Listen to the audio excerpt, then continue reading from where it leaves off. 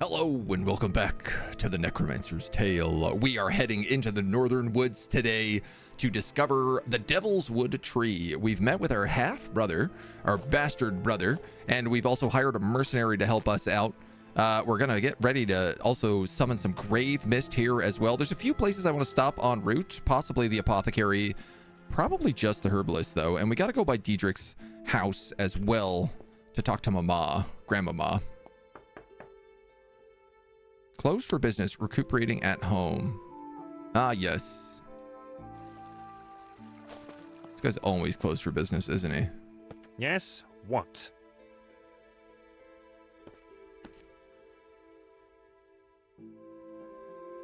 The apothecary, on the other hand, might just sell what I'm looking for. As you wish. Insect repellent, love potion, wart removal, mushrooms of Rolstein. That seems valuable. Mistletoe, lavender jar, and a pestle and mortar. No, I will buy this book. Purple cave mushrooms, a rare fungus growing only in deep caves. Beware its glowing purple flesh, for it's highly toxic. When boiled together with water and common fire root, we have fire root, it produces a strongly psychic and less toxic concoction. Inhale the fumes as the liquid boils and use with caution. Fly agaric is also just poisonous, identified by large size, bright red flesh. I just want to buy this book. It's only 2 crowns.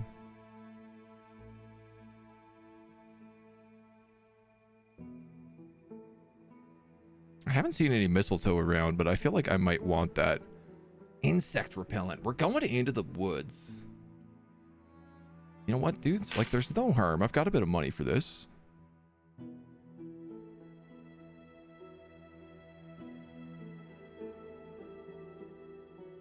All this stuff is, like, pretty cheap.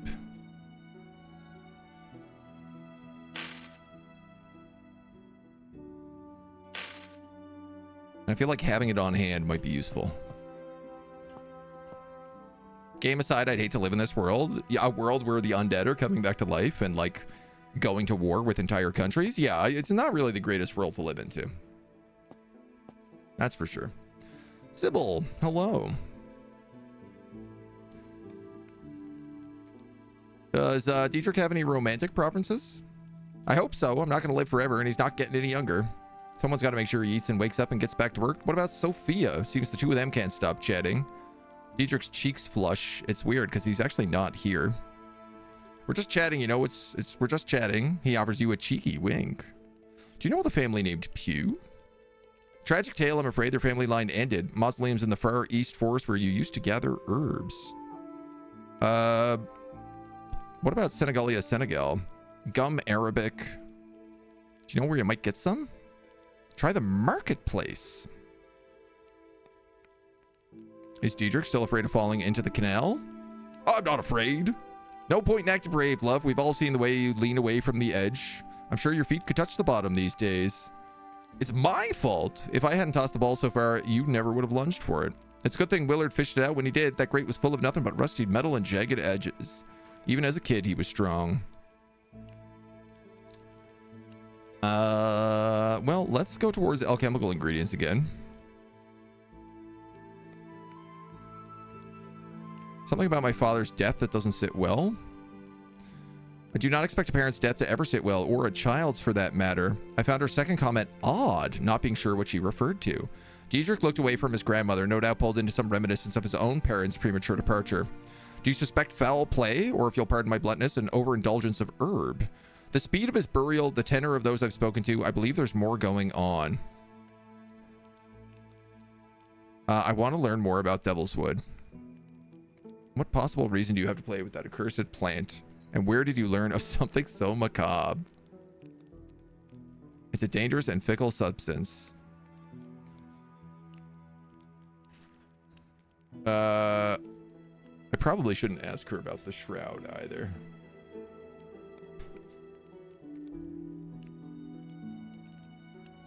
Yes, all the same things. I didn't mean to upset you. Calm your nerves. Make some tea. All right. So sorry. The marketplace, though, they said. Food. Spices and herbs, maybe? Excuse me, sir.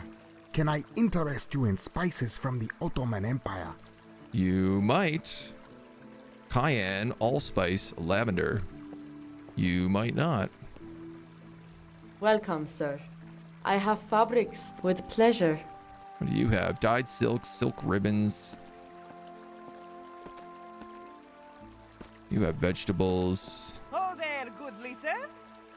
Can I Rare foods from the interest you in Kingdom of some France. Grains from Africa. Cheese from the kingdoms of France, perhaps? Certainly. See here. Nope.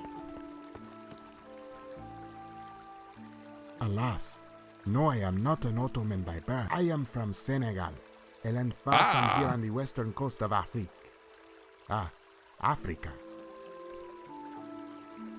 I seek a substance called Senegal. Perhaps it's a native of the country. It's known to you. Little enough of it makes it here. The common name is gum arabic. He produces a small bag. This is the last that I have. I'm going to offer him 2 crowns. Outsider trust increases. Let's go. We can do magic. This is not the book I want. I want the evil book.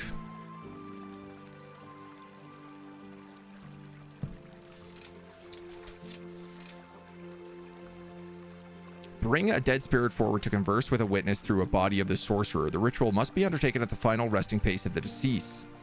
A wood fire should be lit upon the spot, and Senegal burned in flames. A personal burial item should be held aloft. A circle of candles should be placed without. Together, the witness and the sorcerer must join hands and speak these words. Our beloved name of spirit, we bring you gifts from life and to death. Commune with us, name of spirit, and move among us. Once finished, the witness should tell the spirit to go in peace, break the circle of hands, and extinguish the candles. Do we have something that belongs to them? I have my father's old belt. I also have his medal. Both of those should work. But what about that other family?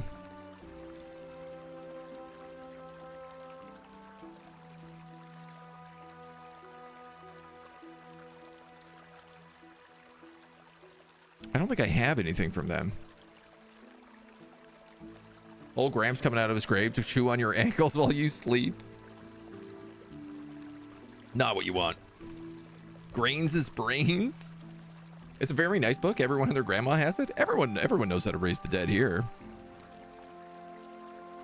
It's just a typical regular day. Yeah, so I don't have anything that I can. They used to live in our house.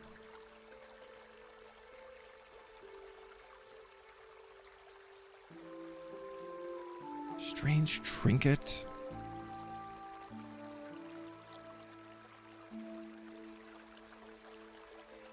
I can't remember what these papers were. They might have belonged to them.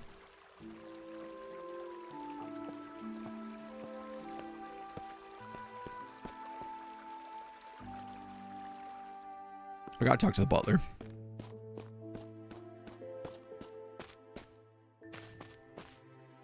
I know we have a lot to do this morning, but I'll break. Can I help you, my lord? I need to do something of mother's, but she didn't understand. She keeps a locket with her father's picture under her pillow. It would sadden her to lose her. I don't know. Hopefully we can get it back. The skin around his eyes tightened, a slight change, but enough for me to tell he was regretting sharing what he did. I have her dress. It doesn't need to be something important, right?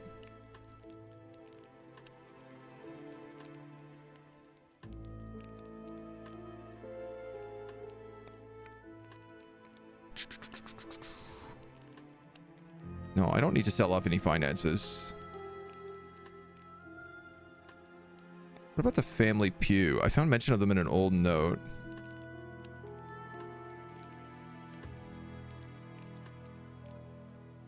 You know what? I could probably find something of theirs in that mausoleum.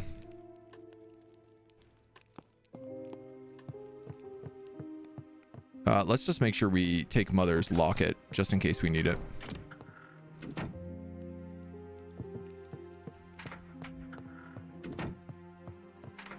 And then we can head out. Do we have firewood?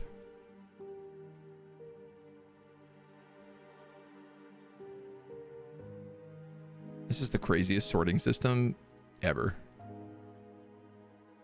We don't. There is firewood up north, though, by the farm. Let's go to the Devilwood, then. I walked through the north gate.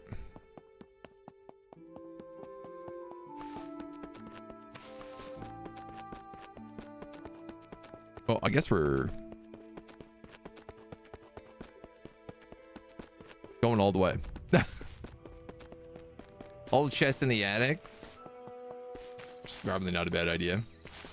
How big are my pockets? It's a great question. Like, I don't know how I'm carrying all this stuff.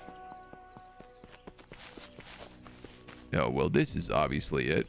The air became thick with a dense green fog. The forest floor and all its surfaces were coated in moss and slime. From every crevice sprung exotic flowers and strange flora, their tendrils draped on the ground, and as we imagined, encircling our ankles as we walked. Here it was, an impressive tree of indeterminate age, with branches tangled and contorted like animal limbs. I could not at present spot any actual movement. First things first, equip this sword.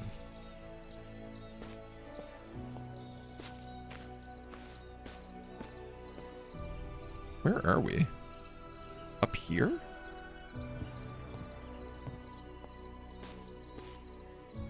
I've reached out and ran my hand over the bark, soft and unyielding.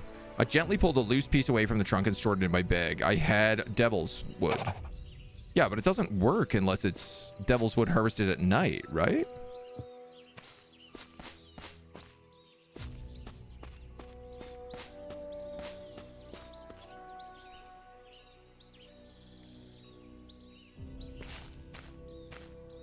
Or is that not true?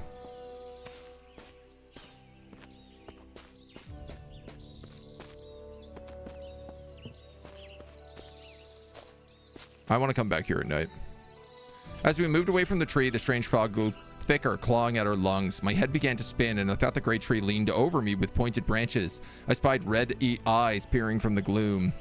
Ah, my head will not clear. I should not have brought you here. Uh-oh.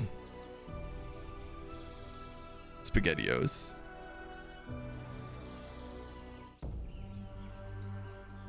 Forest Guardian.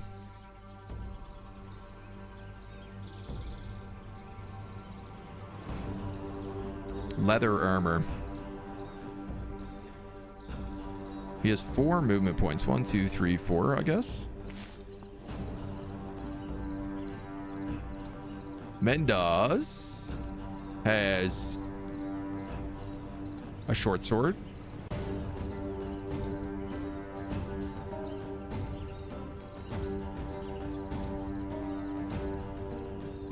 And Svit has a short sword.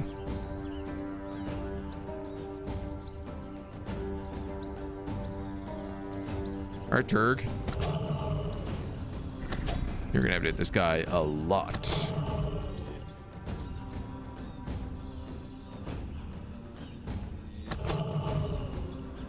Stunned for a turn. That's very good. Stunned for 2 turns. Oh. Apparently he's not that stunned.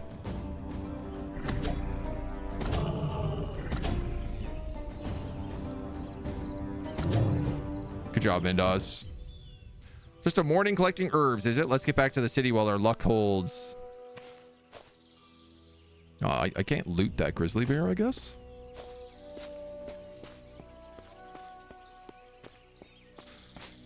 Rabbits. Uh-oh. More danger. As we walked, Svit suddenly lifted his hand, motioning for us to stop. With his other hand, he held a finger across his lips, cautioning for silence. I noticed nothing for a few moments, but then followed the forester's glance. At the gloom of the trail where we had just been, a pair of wolves glided from one side of the path to the other. They had not noticed us and disappeared into the trees like shadowy wraiths. Yeah, so I guess only if you have Svit can you avoid that encounter. Cool. Flower, yoink.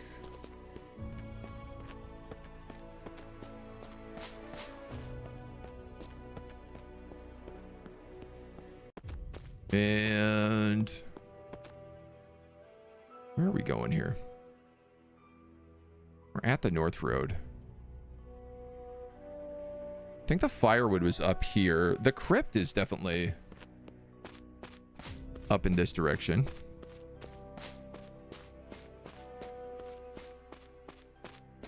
Firewood. Yeah, we definitely dunked that bear god pretty quickly. Didn't stand much of a chance. He got in one good hit. So I think that was up here. Yeah. No. This was the graveyard.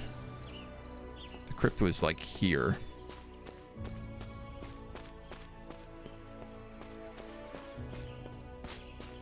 Here.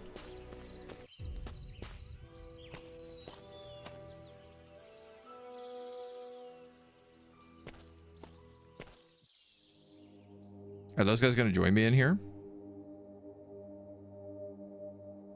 Step forward into the fog.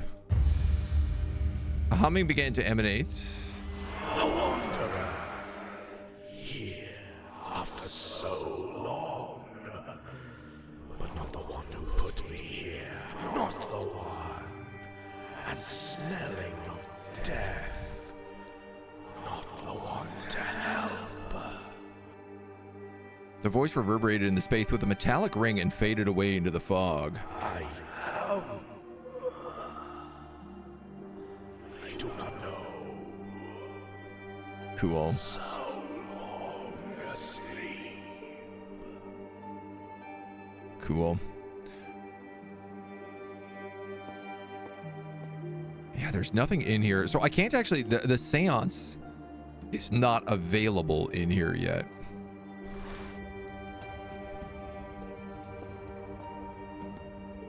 But clearly, I should be able to do a seance in that location. I'm just going to need some sort of special item from them. We have enough to seance with my dad.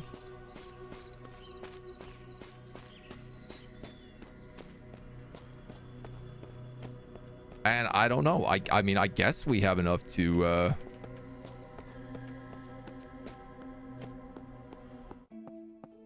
do the Devil's Wood quest. Northern Gate Tavern. I didn't know there was a tavern here. There's been a tavern here this whole time. An entire building I didn't know about. God damn, dude. Unbelievable.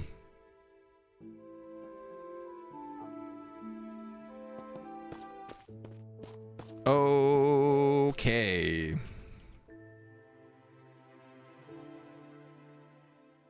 So first step, let's make sure that we have all the ingredients here. Grave Mist. Bark of the rare Devil's Wood is required. To bind the spell, place the bottle of smoke. The wood should be burned in very hot flames and its smoke captured in a jar.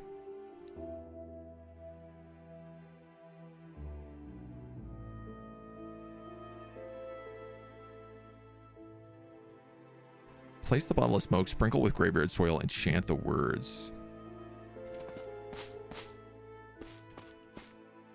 So let's go into the kitchen.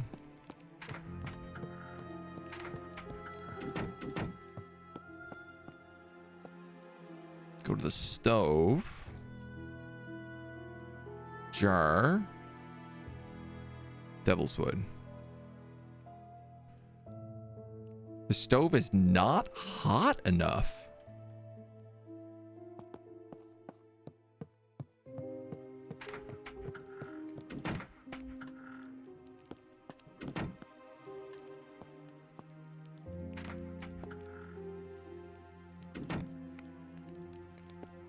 The blacksmith. Mm-hmm. Good idea. Dog. Hi, dog. You probably like eggs. Would you like an egg? He ate the egg. Good dog.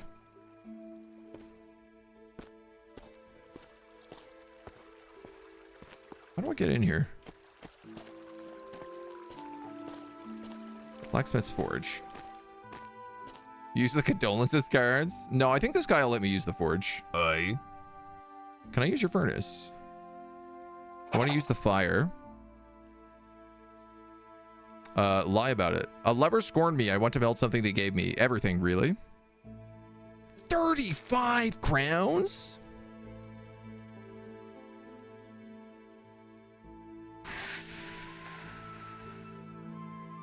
Is there another fire I could find? This seems exorbitantly expensive.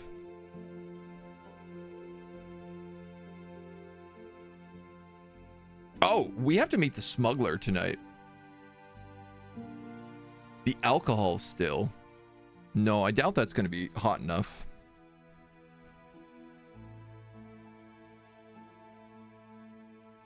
$35 crowns. I mean, that's literally every dollar I have.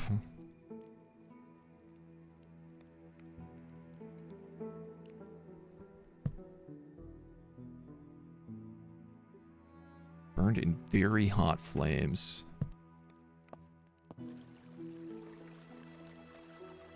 Oh, Aunt Belle pushed past me and into Jacob's workshop. Well, I want to go back in here. My Aunt Maribel showed a brief look of worry and then ignored me. Perhaps she didn't recognize me after all these years. Seem to have caught you at a bad time, Jacob. You deal with your customer and we'll catch up again. Blacksmith looked at me with a fire in his eyes and then back to Belle. This evening, meet at Weimer's. Young Van Elstrick, you forget something. No. I sure didn't. I sure didn't.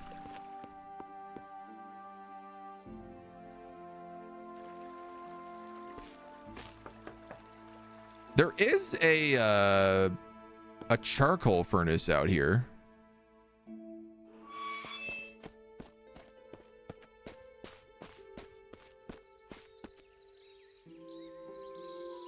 For cremations. I guess that's not going to be strong enough, though.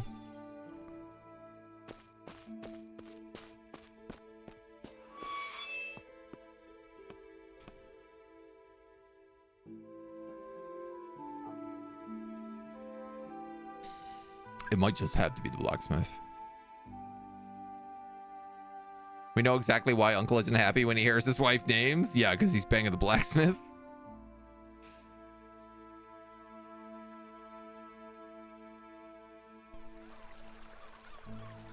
Right, Reimer's just locked, of course.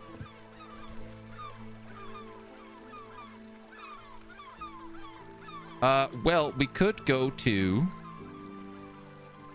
do that seance, I guess. Why not? I think we have all the stuff we need for that, he says. Not sure if that's true.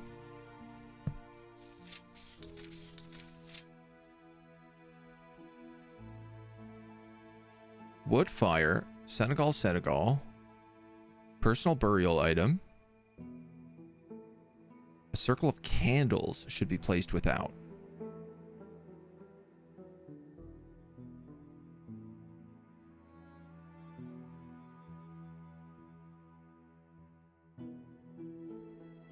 The witness and the sorcerer. I need a witness.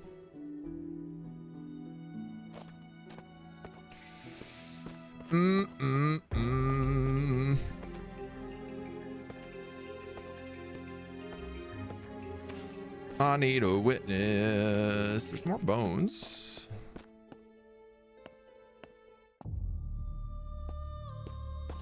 Oh, I guess I also need the personal burial item, which we discovered was like deeper in the crypt.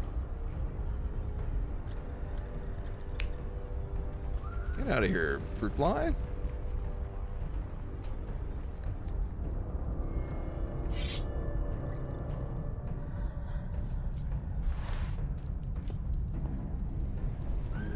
We've become better at killing ghouls.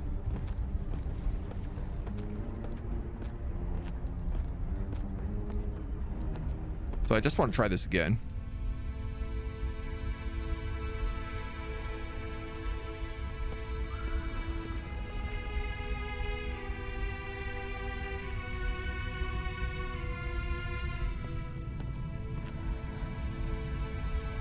Just need to get right here.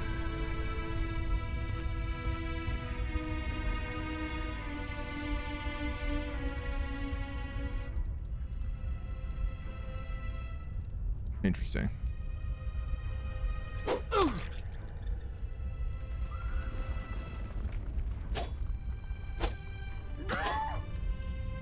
Nice. 3 strikes, 4 strikes, and I only hit with 1 of them.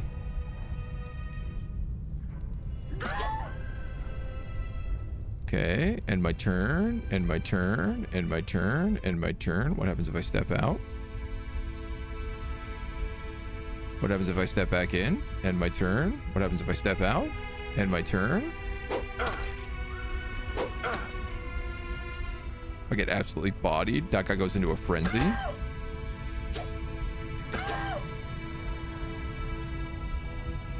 Step back 1, and my turn. That guy goes into a frenzy. 17, 17, double stun. 17, double stun. He hits me again. Yeah, I'm dead. Okay, I just got absolutely gobsmacked there on bad rolls. I'm convinced we can do that, though.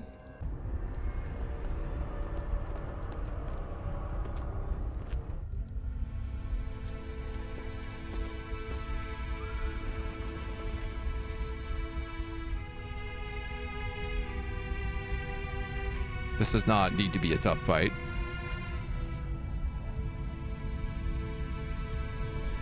That ghoul is healing every turn.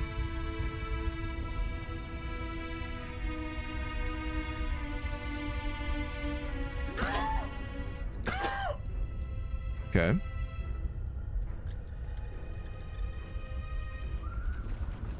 Come on down, gang.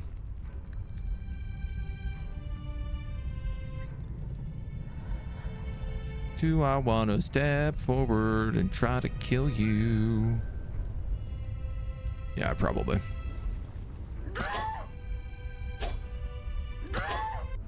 Missing on 72s. Feels bad, man.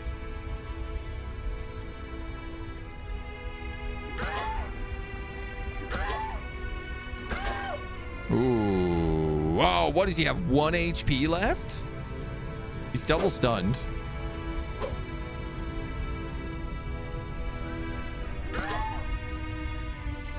Okay, pro gamer. There's a bonus for striking back at the enemy. Yeah, I feel like there is some stuff in combat here I haven't quite made a lot of sense out of yet. Okay, there's steps down that way.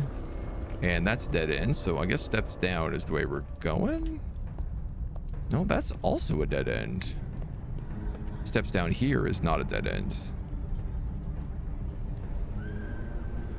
Wait, wasn't this just like where the fish people were?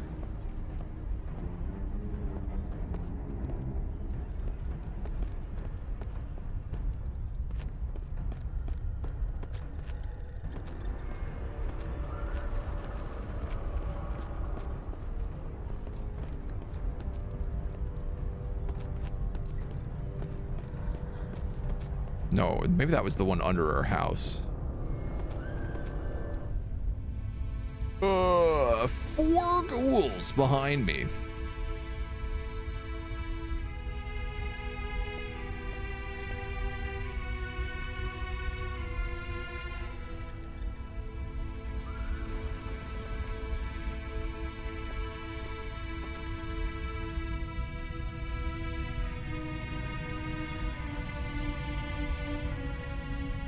Okay, this spot should suffice.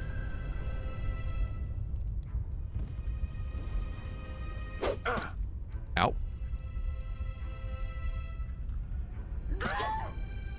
99. Wow, dummied him.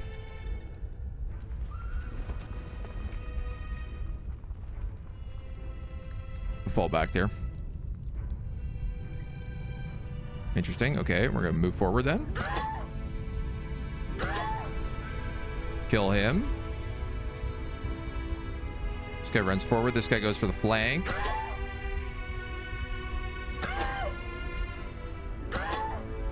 Kill him. 2 points of combat left.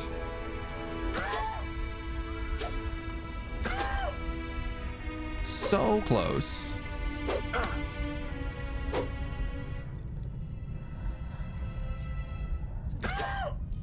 Okay. Look at us go. Killing ghouls like it's nobody's business. Ooh, a pile of rags. My father's ring. I recognize it as something he had been given some pompous ceremony when I was a child. A gift from the queen. This was the burial artifact I required for the seance ritual. Having obtained both the necessary burial items and the Senegal, I now needed to convince a trusted friend to act as my witness. I don't know that we have much in the way of trusted friends.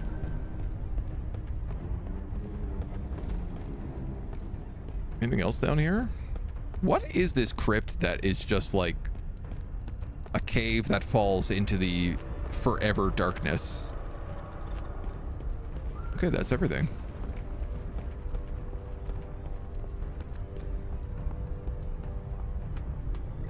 Trusted friend. Diedrich? I mean, he's the best I can think of, but also he's a coward. And I don't feel like he'd be cool with my necromancy. I'll open the gate. Quick, get inside. Maybe I should talk to the Shroud. Honestly? I do need a witness, yeah.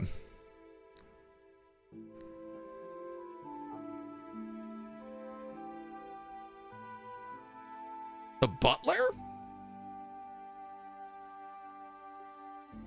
Butler's the only one I trust.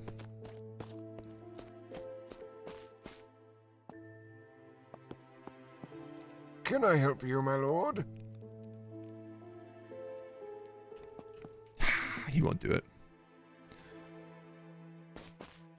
I might be able to ask our mom.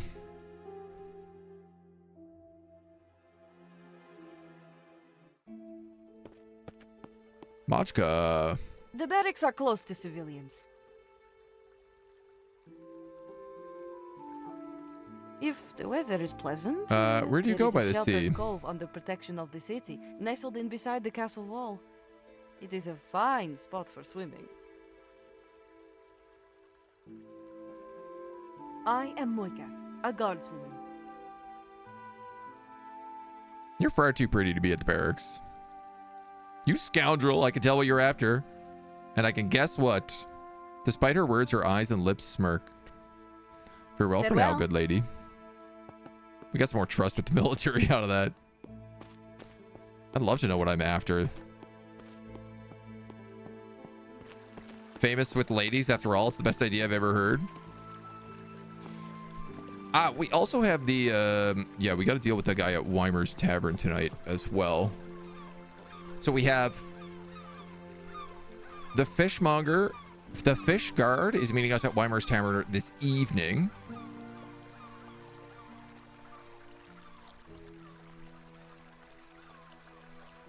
And then I wanted to try the still at Weimer's Tavern as well. Yeah, it's only morning. We'll pass the time of day.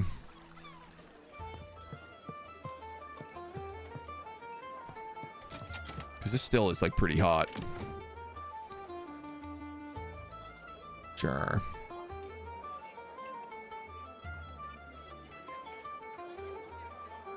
Not hot enough.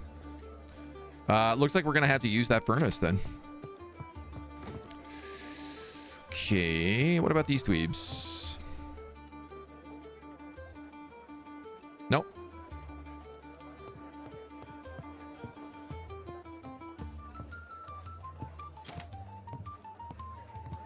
Iona. Oh, this is the this grizzled woman sat in a plush chair, one hand propped under her chin, the other hidden in the folds of her dress. Silver hair flowed out from under a fisher's hat large enough to cast a shadow over her face. Even still, her eyes underneath the brim shone like amber. She had a looseness to her, like she was entertaining a lover in a late-night tryst, but her eyes darted to the room with meticulous care. This was a woman who didn't have to show power to habit. As I approached, she tilted her head just enough to see an enormous scar along her cheek. Oh, about time you showed up. A fishwife. Saves me the trouble of finding you. Now, let's talk about the money you owe me. I am Ilona, who they call the fishwife.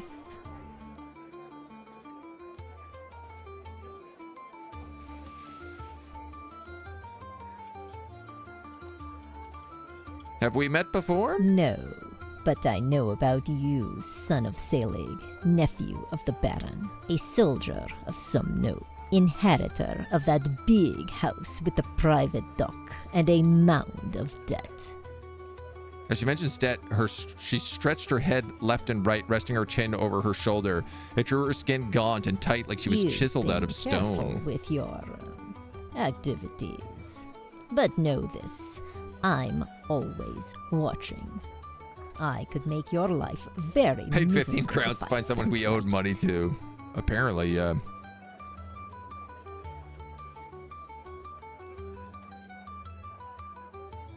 I believe my father owed you money, not I. Your father owed me quite a large sum for goods I procured. Strange goods. Goods his brother would not be happy to know about. Goods that you are now on my hook for.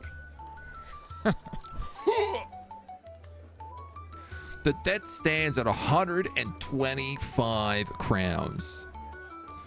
One corner of her mouth drew up, revealing smoke-stained teeth. The shadows of the dim candlelight suggested her teeth had been filed to find points, but only when she angled her head away from me.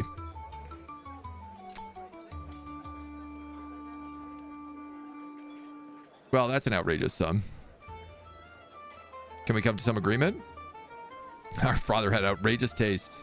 Just like your father, he always had an excuse. I'll tell you the arrangement. You pay 20 crowns now and I won't remove a finger.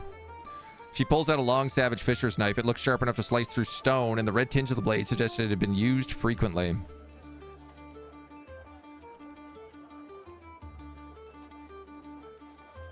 I mean, this would get my price down. I can't afford the forge. I have a lot of stolen goods to sell, though, I think. Surely I can pay in some kind of service. He always wanted to pay without coin. She traces her finger down my arm, stopping at my hand where her claws wrapped around my fingers. Meanwhile, her eyes ran up and down my body with approval. I pulled away my hand just before she tightened her grip. Do you know what kind of services can be best provided by a pretty young boy such as you? I know well enough, and I'll do whatever I must. You've got more about you than your father, I'll give you that. I might offer you up on some kind of offer. If a rich enough client comes along with a taste for noble boys, I let you work off some of your debt. Trust increase +6. Is this why you ransacked my home? That! She stroked her chin with a languid thumb and tilted her head up to show her full face. Her eyes had come to narrow slits. Now, we're talking money now. Save that for later.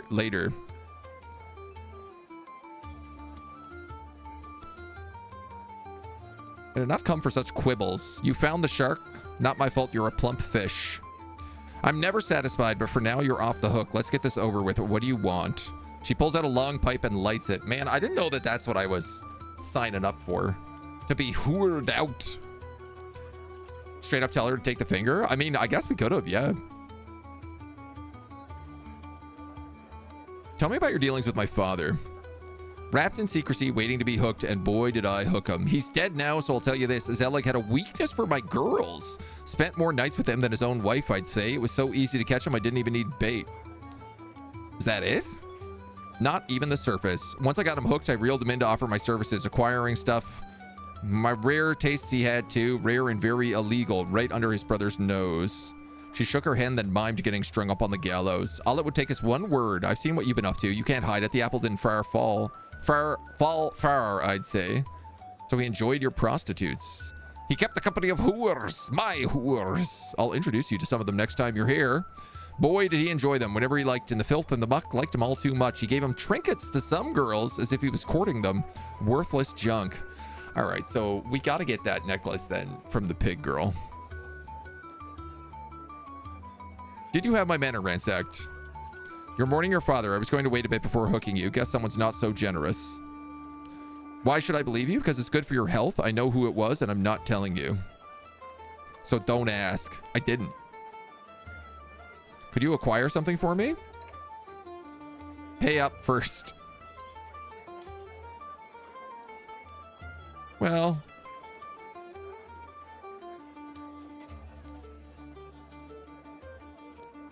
All right, I'm not going to ask. I think we're done meeting here.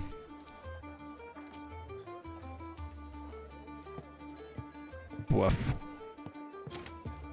Woof. What do we have to sell? A bottle of port. My mother's wedding ring. Oh, cool. My father's ring.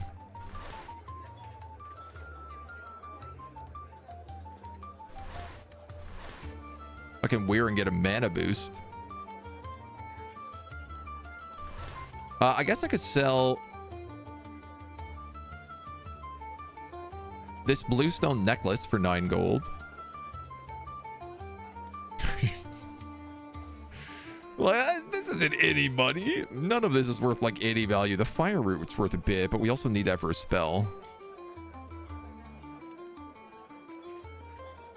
A knife, a musket pistol. Oh, interesting. Because I'm military, it costs less to reload a musket pistol.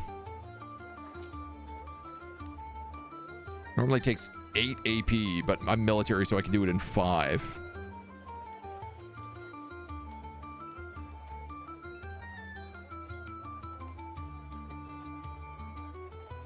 Base damage 30, base damage 35. I guess I could sell like that axe, the cleaver, the scythe, the knife. None of that's selling for much money. Can I use both in combat? I actually don't know. I guess the one thing I do know is that I need to go spend 35 bucks at the forge.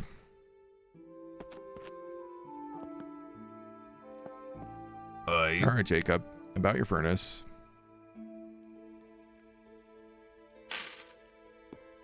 God damn it, dude. Unbelievable crime this is. As the wood burned away, I captured a jar full of smoke for the grave mist ritual, but when the jar had cooled, I put it in my bag. Devilwood smoke.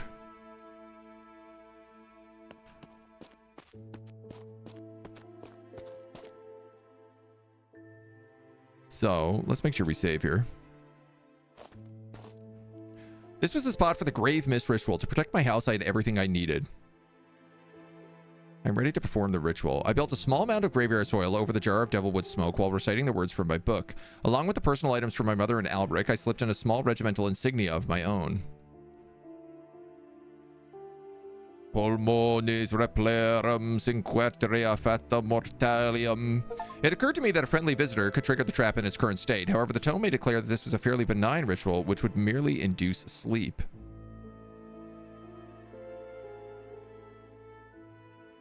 Gather personal artifacts from my friends to keep them safe. Leave the trap set. I needed to test it out somehow. Diedrich!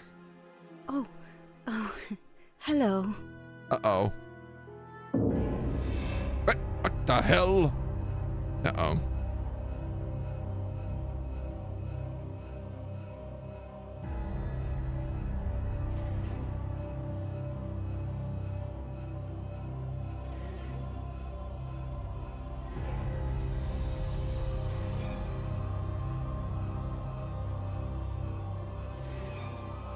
Did I just kill Diedrich? Diedrich blundered towards us, oblivious to my shocked impression. The grave mist trap triggered. A swirling cloud of stinking smoke clawed at my lungs, and I felt the presence of entities from beyond the grave regarding these events with amusement. The trap, which was described so innocently in the book, was anything but. When the enchanted mist had cleared, Diedrich lay lifeless on the ground. Battle magic spell acquired, Death Focus.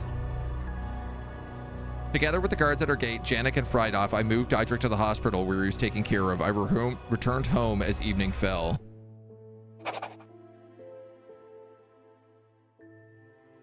Chapter 5. Animate.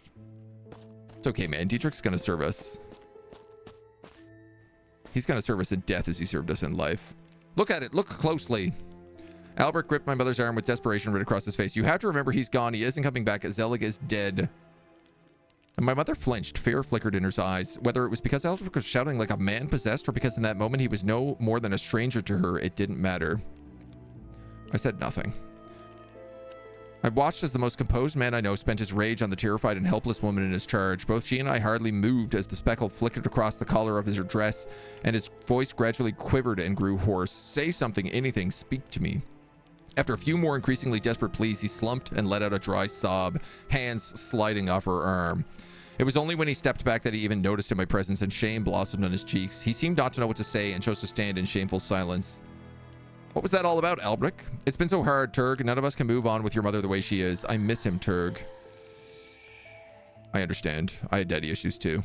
Grief rends the soul and seeks an outlet. Even the smallest thing can remind us of what we've lost. My shoulders involuntarily sagged under the weight of grief as a cold feeling settled into my stomach. It clung to me and overwhelmed like a thick, cold fog.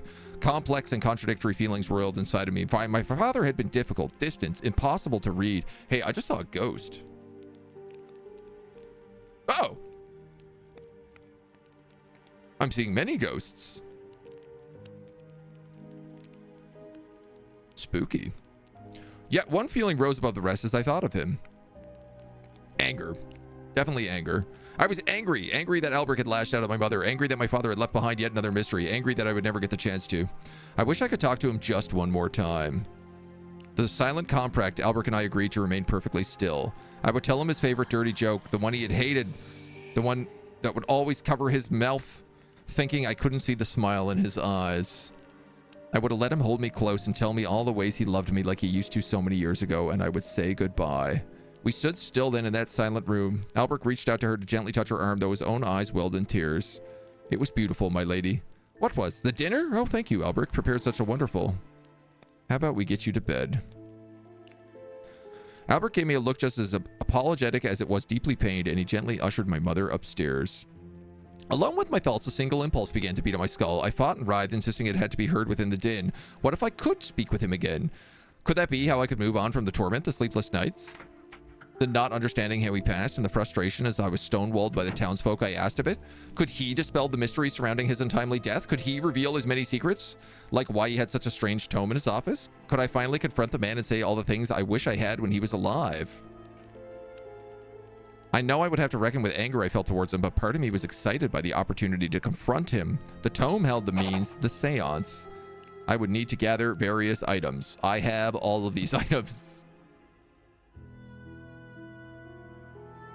I need a brazier to build the fire in for the seance ritual.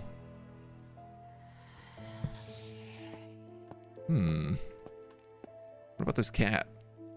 Sleeping peacefully. What about Mama?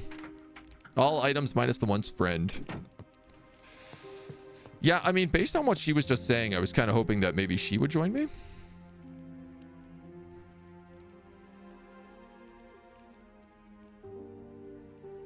I think I found a means to talk to my father about this demise, a ritual called seance in that book you gave me. He showed little surprise at my revelation, which I did not expect. It must take place at my father's final resting place in the crypt. This is a problem indeed. We must be cautious. I'll think of it and let you know if anyone comes to mind. The family pew. Would you accompany me? Your mother needs me here. I suggest you seek a friend, Sophia or Diedrich. Buddy, Diedrich's dead. We just killed him. Sir, news has arrived that Fritz Carnell has died, brother of Lord Richard Carnell. You should bring your mother to the funeral service in the cathedral tomorrow evening. Who? Chief advisor to your uncle, an important assistant to running the political affairs of the barony. I noticed something about the way he stressed the words important assistant. You don't like Carnell then? I do not. He seems to have an inordinate amount of influence on your uncle. Just advance time to the evening. Okay. I mean, I think we can... Whoa. Double spooky ghosts.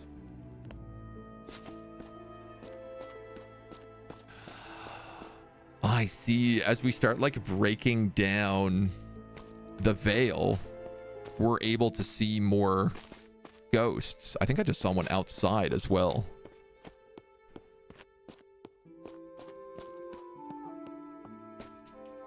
So I feel like the blacksmith will probably sell me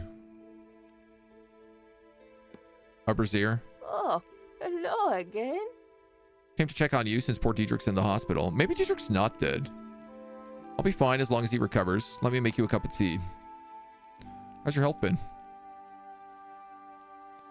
Got the old herbalism kit. Halen slips me what I need. Do you know why he tended to my father's remains? Can't say I do. Could be Gervais wanted it done quickly before those shrouds could get your hands on your father. Halen isn't one to turn down work, not with all the money he tosses away on dice. All right. We're done here. Someone had to come see you. Can I go to the hospital? Actually, that's a good question. I don't think I can. No visitors are allowed at night. Can you spare a coin for a poor old woman? I really can't. But I guess I have $1.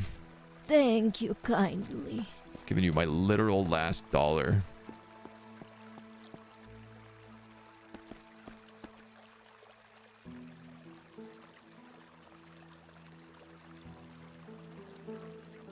Where would I find a brazier? Welcome. Bassina?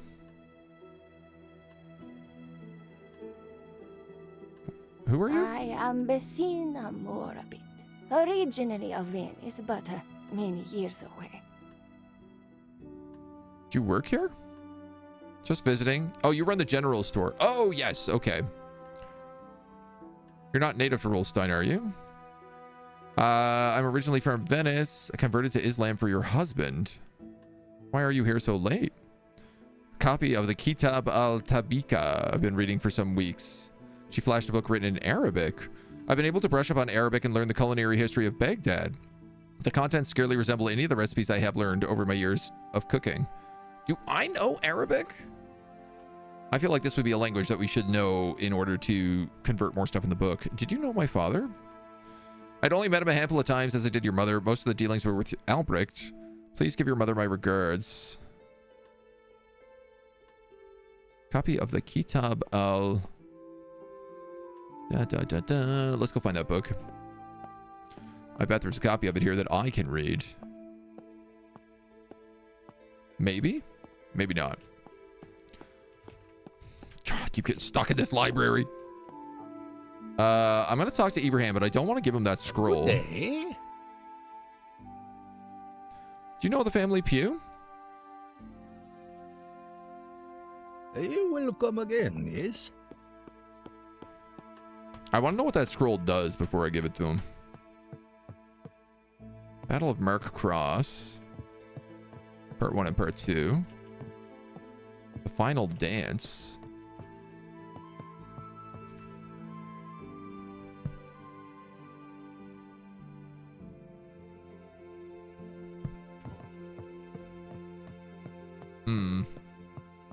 Oh yeah, candles. We're also going to need candles. You know what? Bassina probably sells candles. Is it evening right now? It is. So honestly, I guess we should probably just go straight to the cathedral.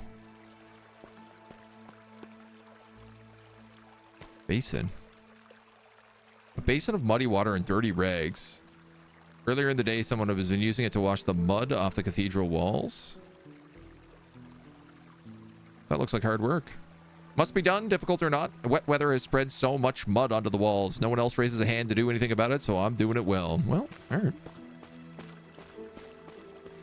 Good for you, lady. I guess. The cathedral is locked. Oh, maybe the funeral is tomorrow night. Or maybe I just need to go talk to my mother.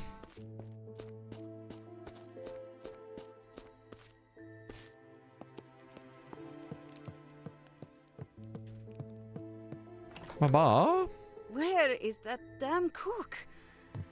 Okay, no, you're Zelig loopy. will be back soon and there's nothing to eat. So maybe we can go work our job and get paid because we have no money.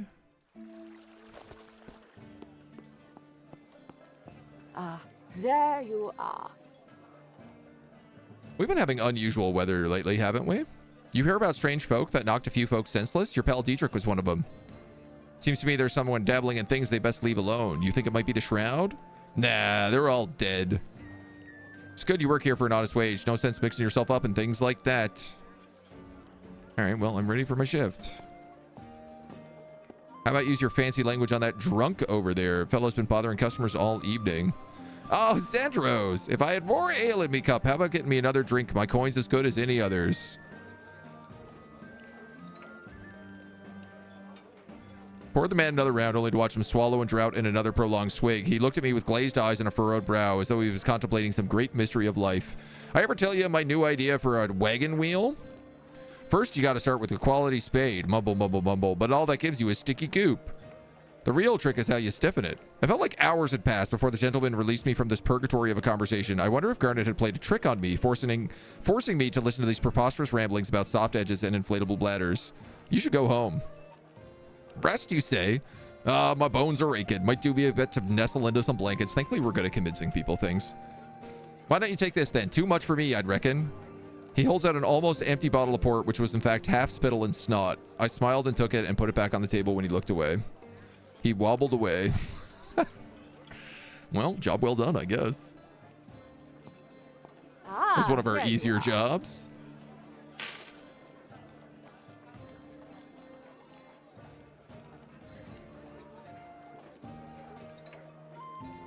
How did you get your hands on this tavern? How do you think? Most honest wages as a soldier. Last took a bit longer in the service than you, by the way. If you tuck it away instead of tossing dice or swigging ale, it'll add up. When the Lich War ended, I ended up working for the old-timer who owned this place. Gave out so many free drinks, it was no wonder the business was underwater. He tried to sell the place to a few rich folks, but they were never willing to pay a fair price. One offered him half of what he asked, and the old fella was about to take it. Better than nothing, he said. So instead, I bought the place for double. Maybe I ain't got mind for business, but I sure as hell got hurt. Didn't stop those vultures from making things difficult for me. But enough chatter. Got any more war stories? I'm always curious. Well, we served. You know how it is. Good stories are few and far between. There was a time me and the gals got caught behind enemy lines. The Venetians had caught onto us. Having so many wooden fighters hadn't caught onto us. They thought we'd seduce the uniforms off rust-lined soldiers, came to congratulate us or try their luck. Well, we strung them along for a bit. Didn't take long before they saw our medal. That's ugly business. I ain't paying you to talk my ear off. Oh, you've already paid me for the day, actually. 4 gold? That's all I made? Oh. Tomas is like, get lost. Hello. Ramon? You don't play that dice game Gretka with the other dockers? We don't play it in Venice, and even if I did, I don't think they'd invite me. Would have thought it was clear by now, but they're not fond of my kind. Venetian. Well, enjoy your evening.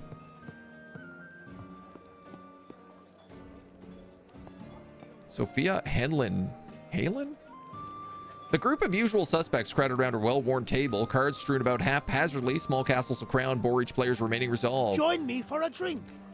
Your presence is officially requested at this table. Requestedly officiated at this table. As I approached, Hend and Sophia greeted me with lopsided smiles, social lubricant and general merrymaking having eased their minds. Halen's demeanor was dark, as if he sat within a personal shadow and did not meet my eyes. Another lamb to the slaughter. Halen's as much of a thief as you are a gentleman. 5 crowns and you're in. Hand had a decent pile of coins. Sophia was diminishing quickly, and Halen threatened to topple from sheer size. Halen was pointedly ignoring me, and he took a mighty swig from his mug of ale, as if watching a bitter taste from his mouth. Perhaps this could be a chance to pry a bit more about my father's death from the man. If he was hiding something, it might be time to get answers. But I couldn't afford the buy-in.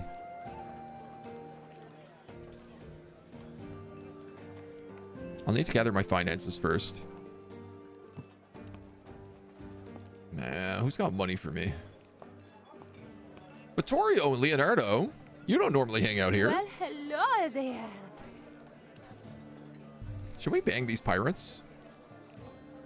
Wonder if you can rob the hell out of people in this game? I feel like you probably could. Well, hello there. That's not who I was talking to. I tried to talk to Leonardo. Hello there. How do you like this place? Garnet's place is all right. Not my first choice, but the ale's not as watered down. It's not the same as Weimer's. Someone's been playing cards and lost a hand at 20 crowns to a lion no good cheater.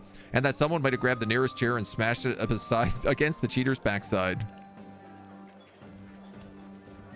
Somehow he got 4 kings, but I know I dealt at least 1 king to the dead pile. So you were cheating too? Of course I was, but that's not the point. Well, enjoy your ale. Dude, I am hella broke. Leave me be. I just want to have a drink in peace.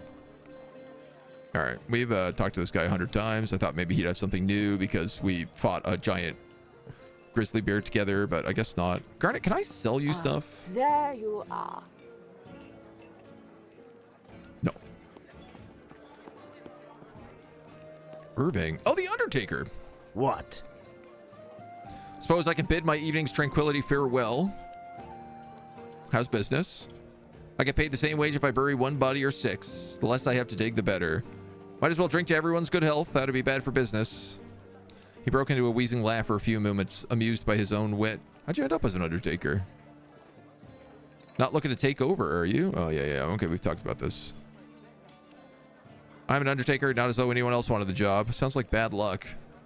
Not all of us are lucky enough to have lords as fathers. You'll inherit your title, I inherit a shovel. Miserable luck is right. Well, sucks to be you, I guess. Okay, the marketplace is... Okay, the vegetable seller is open.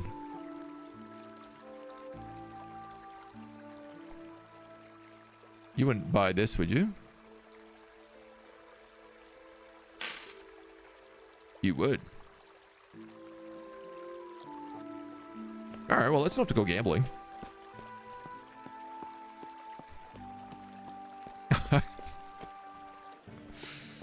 Might as well. Join me for a drink. Deal me in. If Garnet asks any questions, I'm entertaining you two.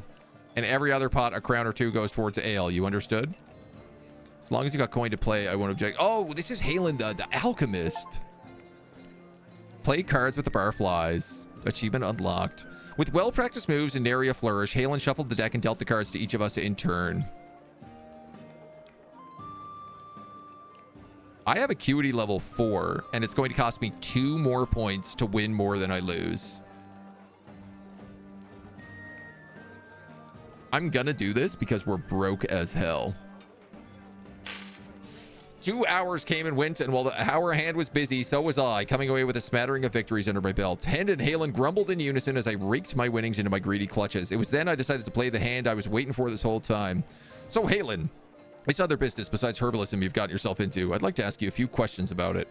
The muscles in his jaw tightened, but even the gambler, the rest of his face gave us no tell to his thoughts. You know, this business of examining the anatomy of those who have recently shuffled off this mortal coil. Aha, Shakespeare. He's speaking about the autopsy that I performed on the late Van Elstrick. Death by alcohol, not a pretty sight. Might I suggest another round? And you plague-infested rat, that is not funny. Halen stares daggers at me, and although the table had been drinking, it was not enough for a well-seasoned tavern goer to spill any secrets. Questioning him at this point might not end well.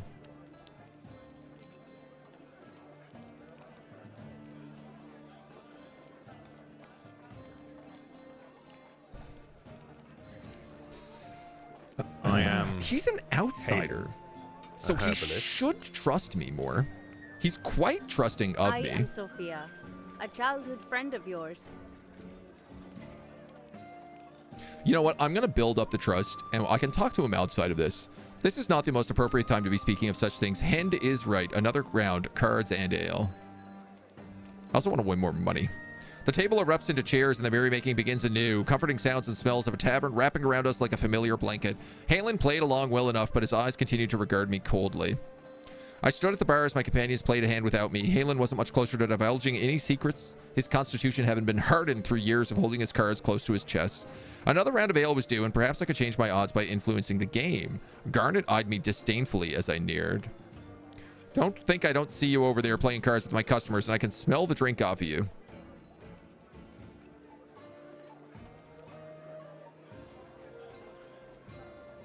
Pile of crowns saying more than just playing cards. Oh, am I gonna have to like pay for this?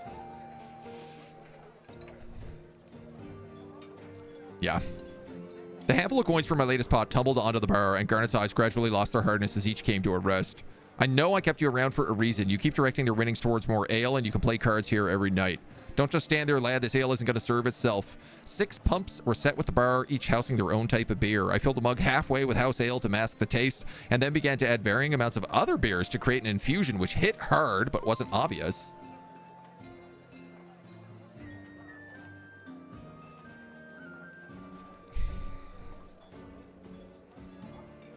I am Halen, a herbalist. I was wondering whether or not he had like a German accent. Wonder how much this will get you. Hope you a little more than 20. Yeah, I hope we get some good money out of it because I don't want to lose a finger later this evening.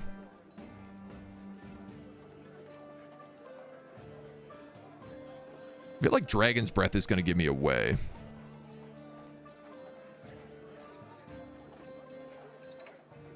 Let's go with a German lager. 2 more shots to add.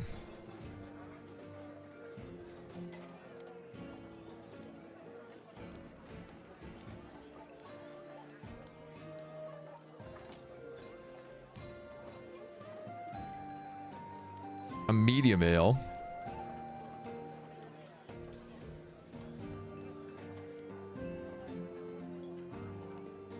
I added some from a German lager and a medium ale. I mean, who knows, right?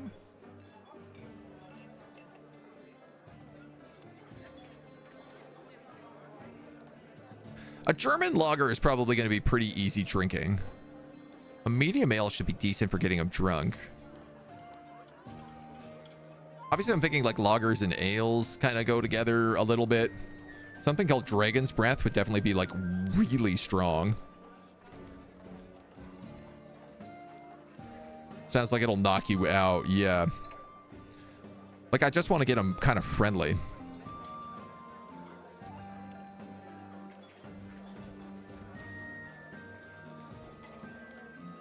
And a weak ale. Tasted fine, but I could mix a better strength than this. All right, empty the mug and start again. Let's go German. Medium.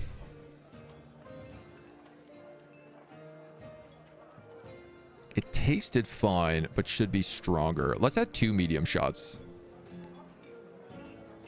Tasted unremarkable, but had a hidden kick. It was perfect. I also had the seeds I obtained from Tomas.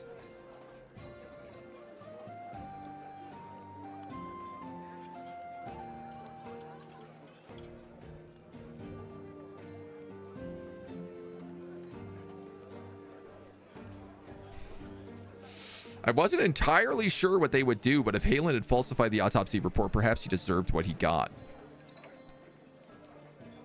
This does seem like it would be a step too far. I mean, literally Tomas is there as well. I don't want to poison him. I feel like we have like the perfect beer here. So like, he's an outsider and we like him. I think he's just like stubborn. We got to like get him on our side. Step too far. Round of chairs, my arms laden with mugs to be passed around. I watched over the froth of my beer as Halen took a swig of the stronger ale. He paused for a moment as the alcohol washed down his throat. Whether his inebriation was enough that he didn't notice or my bartending skills were better than I thought, he finished the mug in one long swallow and grinned at his companions. Come on, you bastards, more gambling. Ante up, Sophia, don't be shy. The process of bringing drinks to the table continued, and I kept the stronger alcohol flowing in Halen's direction. Much drinking and carousing proceeded as the nights wore on. Sophia's pile dwindled and was soon exhausted, leaving her to sigh dramatically and wander off towards home. I'd relied mostly on bluff and sleight of hand, or mostly on reading my opponent's faces and body language. Whoa, that's a great question.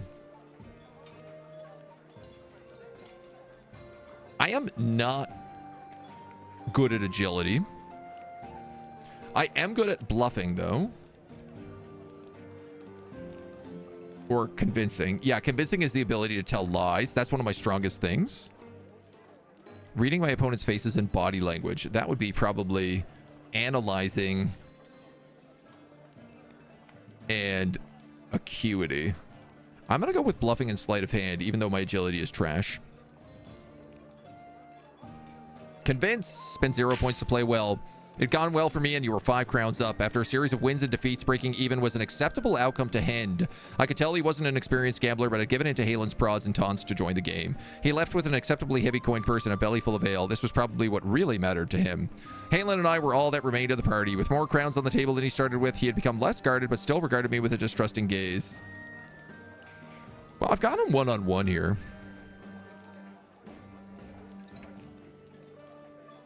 I feel like if ever is the time, it's got to be now. Lovely surprise. Poisoning the herbalist may be dumb. Yeah, I feel like he would catch that right away also.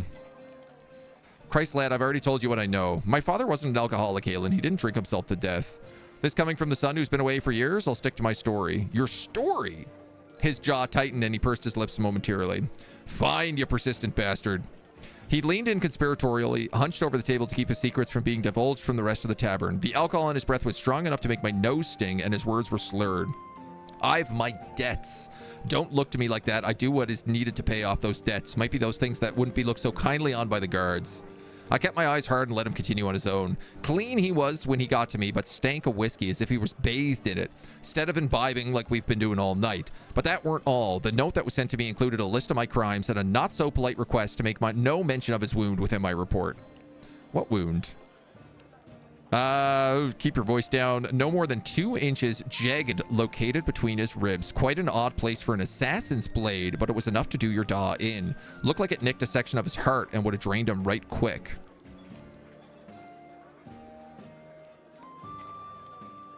I knew it. I knew he didn't drink himself to death. Who made you do it? Who was the provocateur?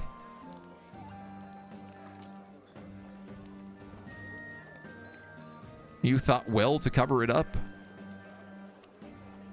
No, I'll ask him who the provocateur is. You think I know? I don't. The note was slipped in with the papers they sent me. Whoever it was enough to sway an orchestra. Has enough sway to orchestrate such a cover-up.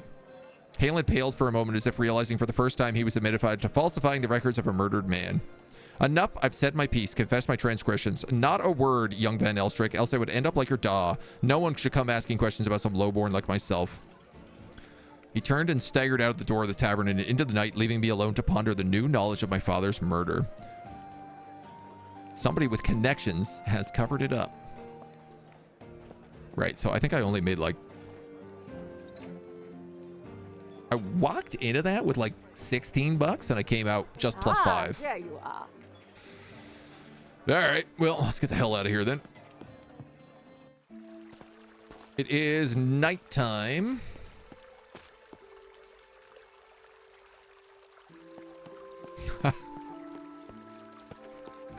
I really want to go check out that ghoul forest in the middle of the night.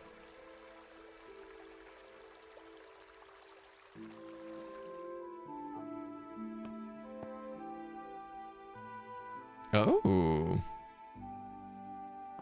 I'm not allowed out at night. If only I had a secret tunnel. I'm gonna quick save here. Oh man, my guy is drunk. Probably not the best time to go gallivanting through the dark tunnels.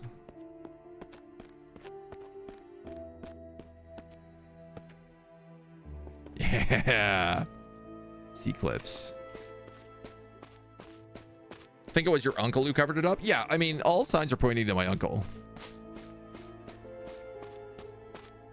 But I'm also I have a lot of questions about it. We had to go to the funeral, but it was in the evening tomorrow. So I don't think we could go there quite yet. So this was just past the miller's farm.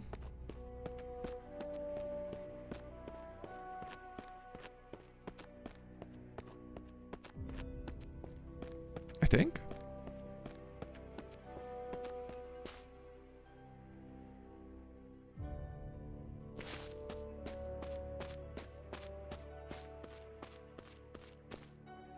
It was out there.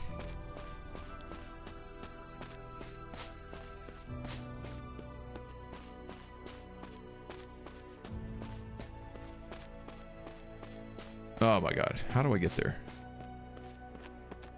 I go down this road. Up. Over this way. Up this way. Yeah. There's the dead grizzly bear. Just in case, I better take out my sword.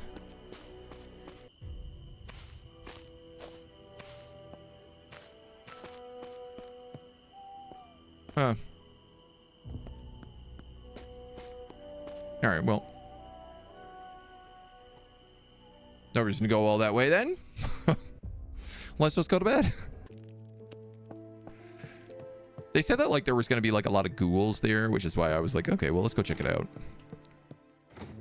Sleepy time. What was that creepy noise? Sounded like a ghost to me.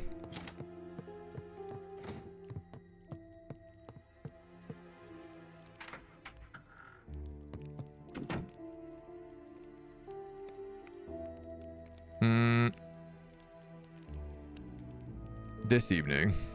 Thank you, Albrecht. Oh, there's my ma. Where is that damn cook? Zelig will be back soon and there's nothing to eat. So... Sophia, maybe? What's this? I'm sorry, I can put Grave Mist here as well?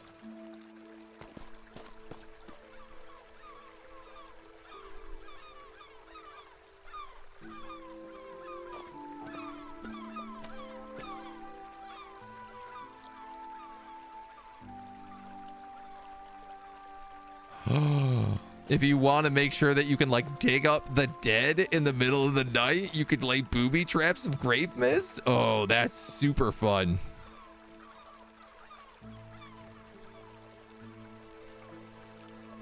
I love that.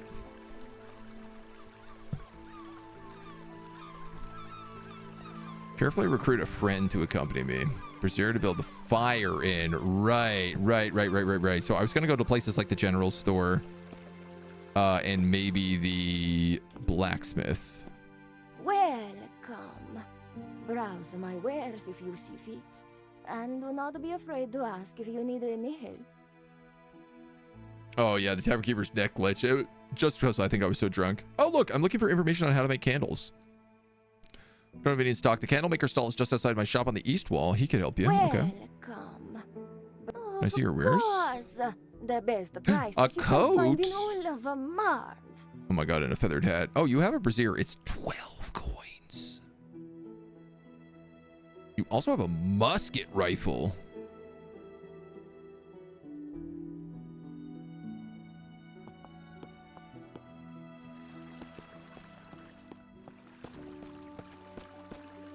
How may I assist you?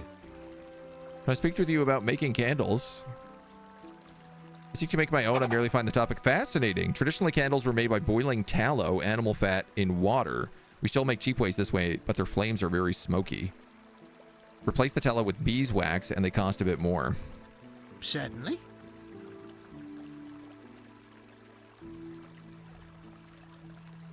How many candles do I need? 12, 4.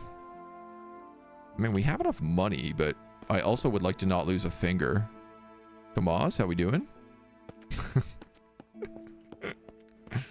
Well, man, maybe you learned a lesson about selling poison. Poor old Turg, right?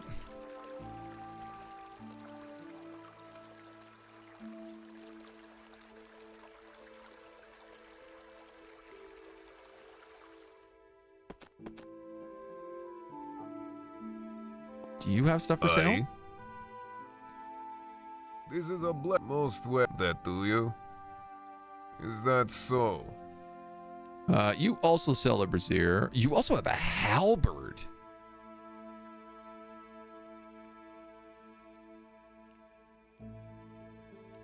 Range 2 to 3 tiles. Slow strikes.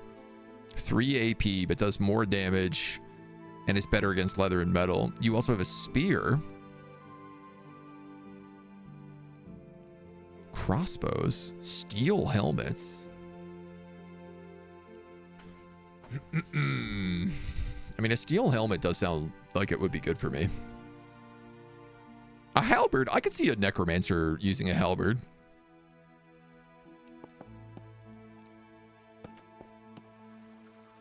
Beeswax. Where the hell are we going to find beeswax? I guess outside.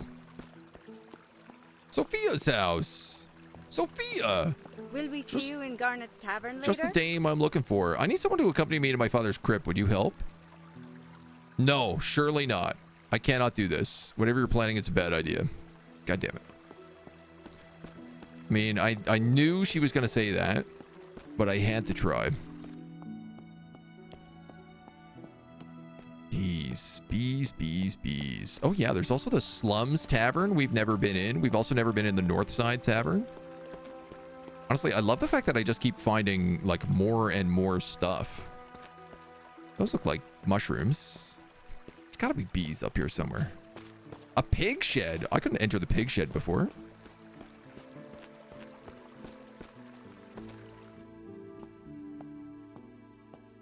Janice, mortar and pistol, alcohol still.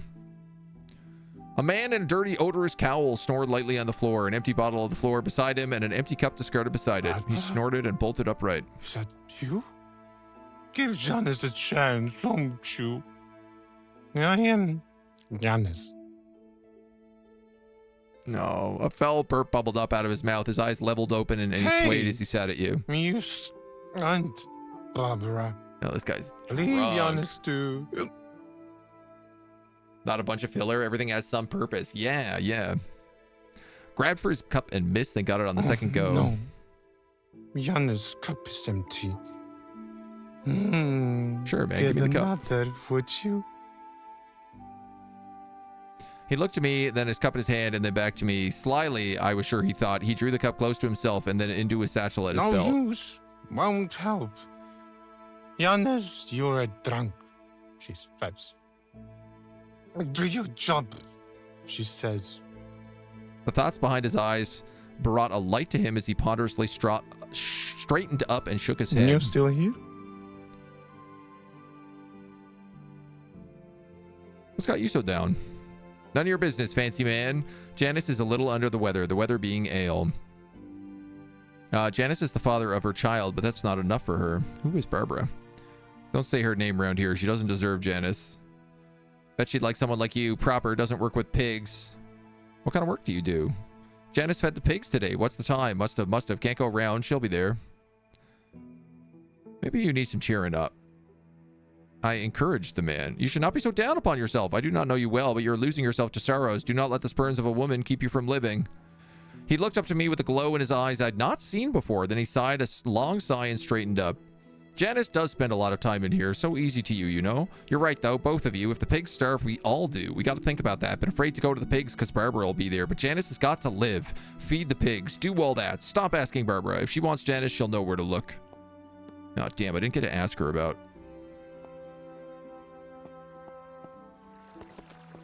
her pendant. Was there something you wanted, sir?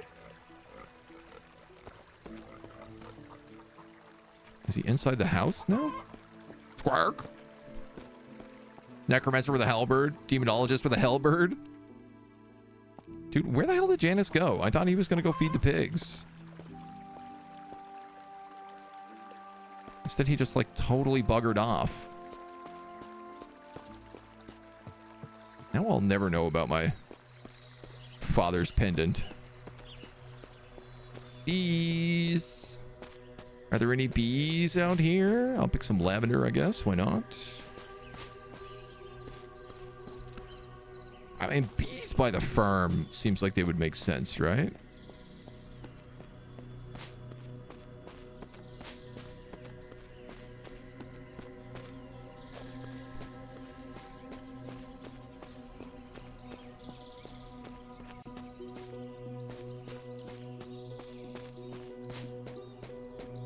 Maybe I can try this crypt again.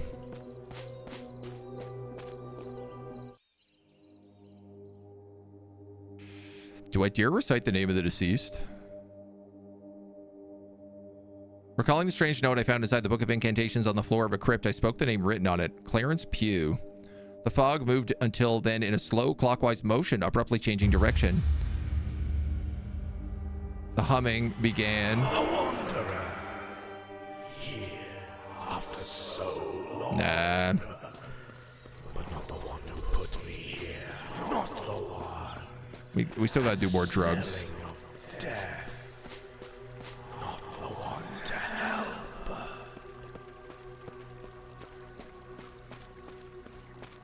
I mean, I have grease. So I guess I could just make a bunch of cheap, smoky candles. Ooh. What's all this then? A fight? Wait, I should probably quick save. Ah. A grizzly bear. 1, 2, 3, 4, 5. Let's go here.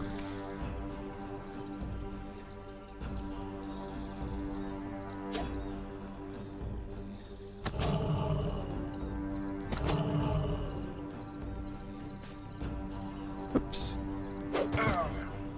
One shot, dead. Okay. So don't go fighting grizzly bears. It's still the lesson.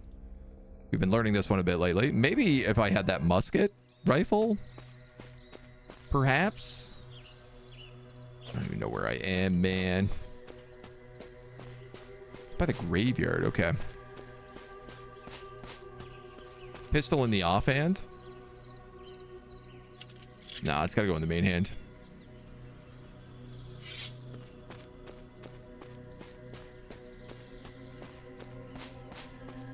I guess if we had like metal armor, we might do better against that grizzly bear. Fire root.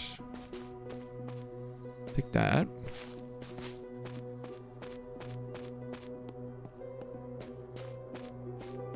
Whoa, what is this? Skulls on a spike? Hello. Bushes. Several human-looking skulls were mounted here on wooden spikes, a warning, presumably. The broken path ended abruptly at some dense bushes and tangled tree roots. I want to search further.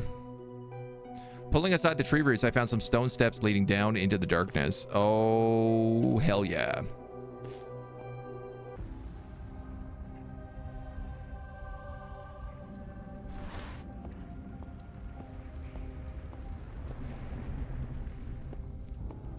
Let's take a gander around here. We got something down that way that goes bump in the night.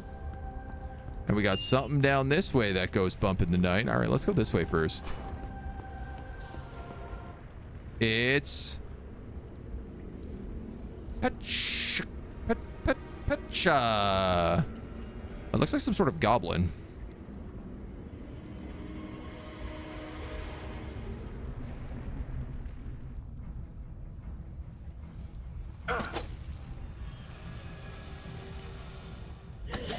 $53 to hit. I did 189 damage to him.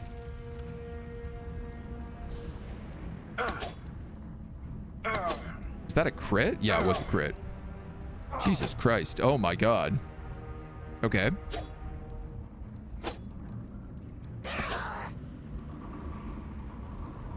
Here's the problem. That guy's gonna kill me in like one shot probably right now. 26. We could do this. We could do this.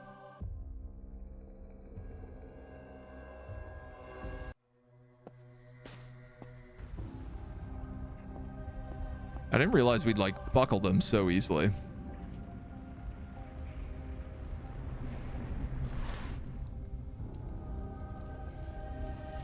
One battle spell. That's right. I have a spell called Death Focus. How do I use that?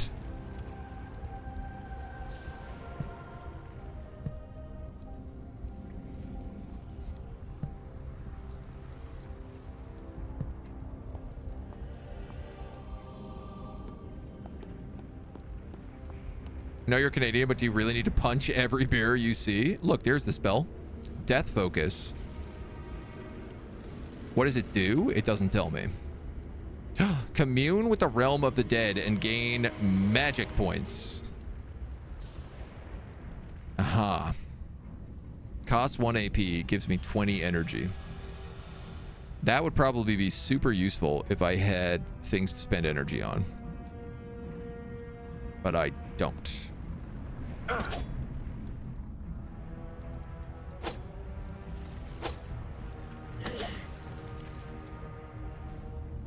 Okay, we're gonna back up 2 here. It's probably a mistake. because now both of them can attack me. But if I kill them in one hit...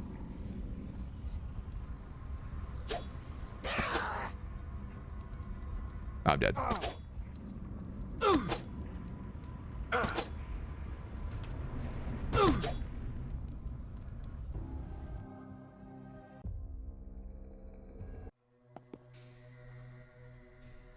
Oh, that's funny. I loaded the game and then died.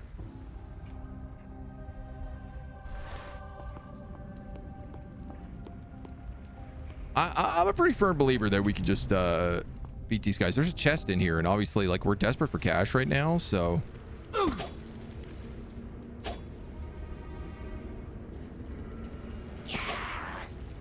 Yeah, you're dead.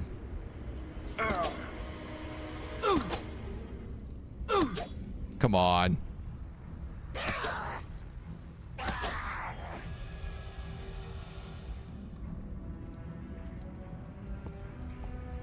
Move as many points backwards as I can here.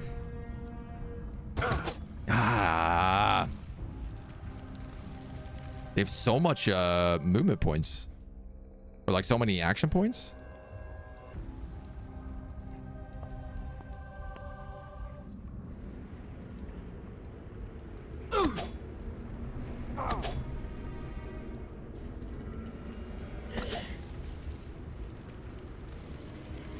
It's possible that I kill him in one hit right now. It's also possible I miss, and now I'm going to get 2v1'd. So let's see how that goes for me.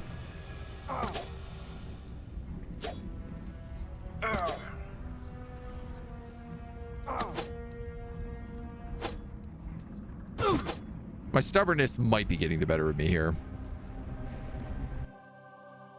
Let me try it one more time at the choke point. And if I fail, then that's fine. We'll There is also this button, but I don't imagine that's just like a win button. We'll end the turn. Yeah, so those guys get 9 points. Ooh, 1, 2, 3.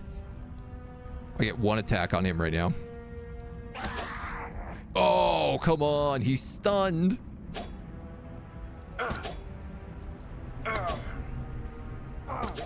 One HP? Let's go. Skin of our teeth, baby. A short steel blade, a torch, and a tinderbox? You kidding me here? A short sword. Hiya. That's Scruff from Gruff, Chicago, Illinois. Well, let's see what the other goblins have. Assuming these are also goblins. Okay. What these goblins have is way more HP than me. And by HP, I mean there are physically more of them. One dead. Here's the good thing is they only move one at a time. So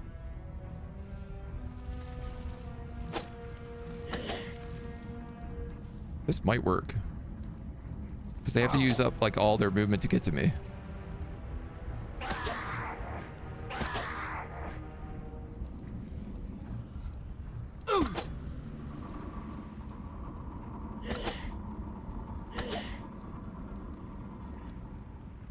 One more. Tactics. Oh, yeah. Now he looks like a weird 3-headed goblin lying on the ground. Some sort of goblin ogre. Definitely let's save that one. Holy smokes. Nothing down this way. Nothing down this way. Well, you make my decision of where to go next very easy.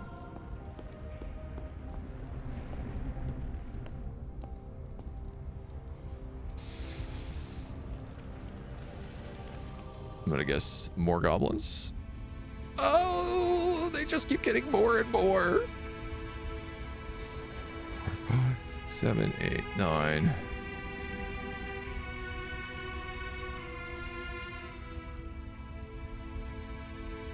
One, 2, 3, 4, 5, 6, 7, 8. I'm gonna go here.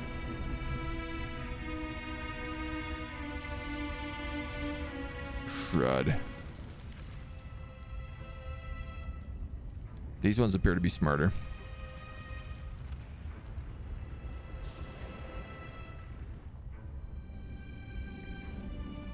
Six. 1, 2, 3, 4, 5, 6. I'm gonna go here.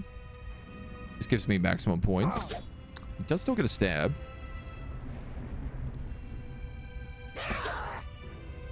Okay, we got one down.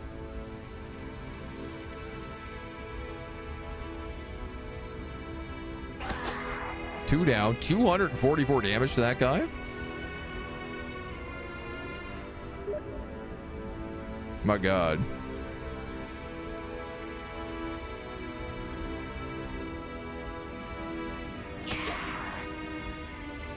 Another 100 damage. Another 100 damage. This is Turg we're talking about here. This ain't no sissy boy necromancer. In some spaces, this guy is known as Goblin Slayer.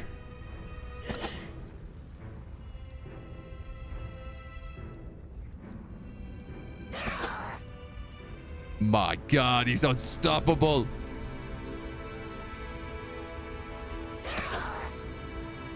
Yes. Tactics. I'm definitely like not meant to be down here. Chest.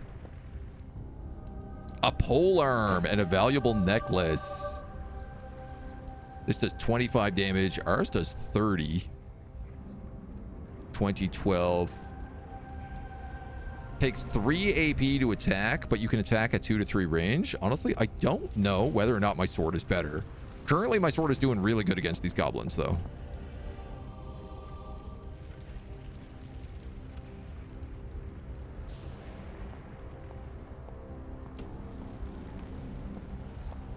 Forge fire. Yeah, no, unfortunately, I thought the same thing when I saw it. Ooh.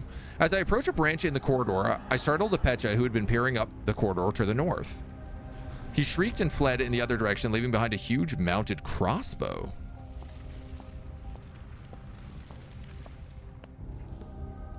This massive crossbow mounted on a sturdy tripod faced down the corridor. It was too heavy to move.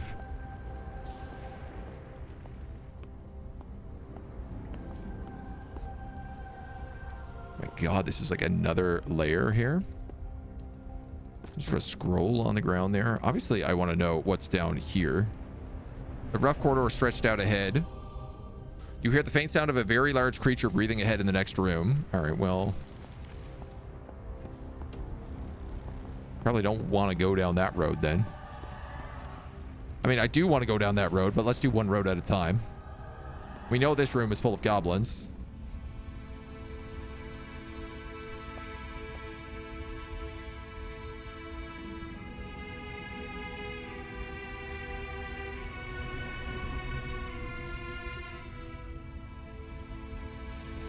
Five, 6, 7.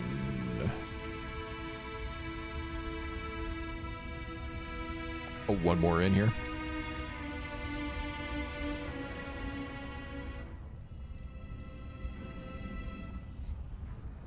A lot of them.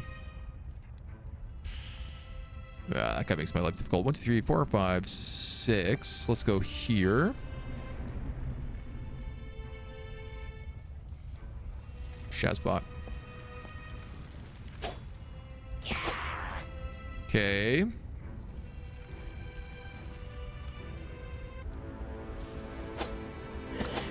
Yeah, that guy like moves last, it looks like, so.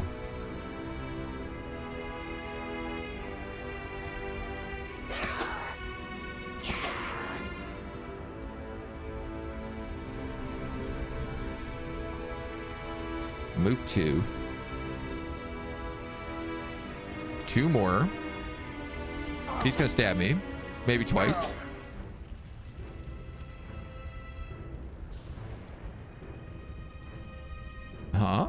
Stab. He's down. 1, 2, 3, 4, 5, 6. We're gonna move down here.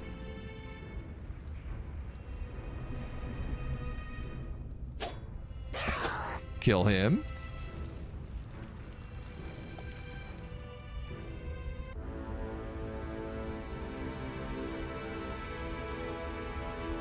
Let's just go here.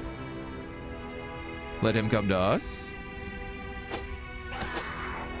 No problem. Dude, I love fighting Pechas.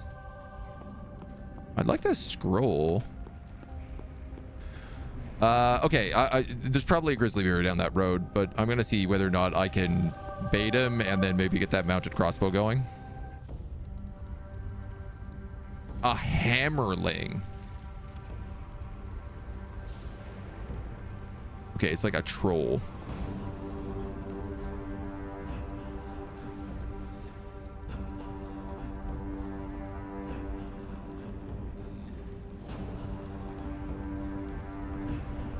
I can't use this mounted crossbow.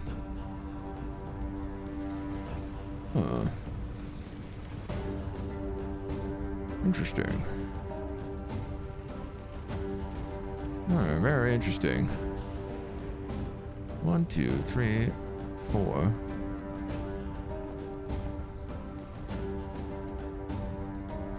I bet this isn't going to do much. 4 damage. Double stun at least.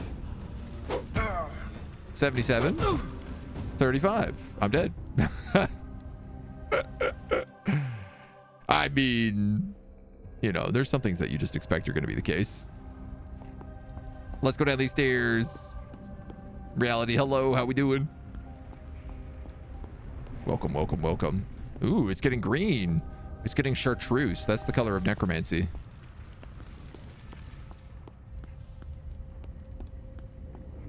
Oh, yeah, buddy. This has got necromancy written all over it. All right, let's go in the front. Vukulak. Oh, these guys look huge. And in fact, I think they are vampires.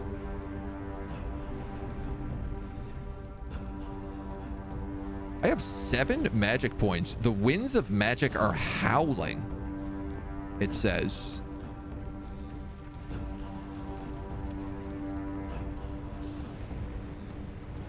Well, if there's one thing I've learned, it's that staircases are really powerful in this game. So I will continue to abuse them for as long as I can.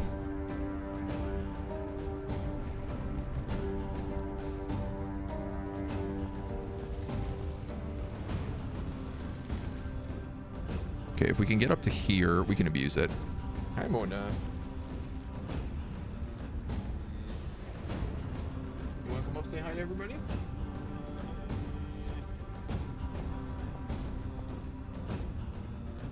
This spot here is the choke point.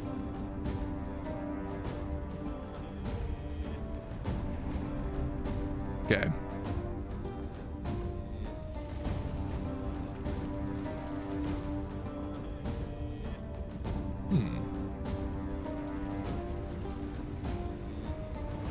They don't appear to be coming up any further.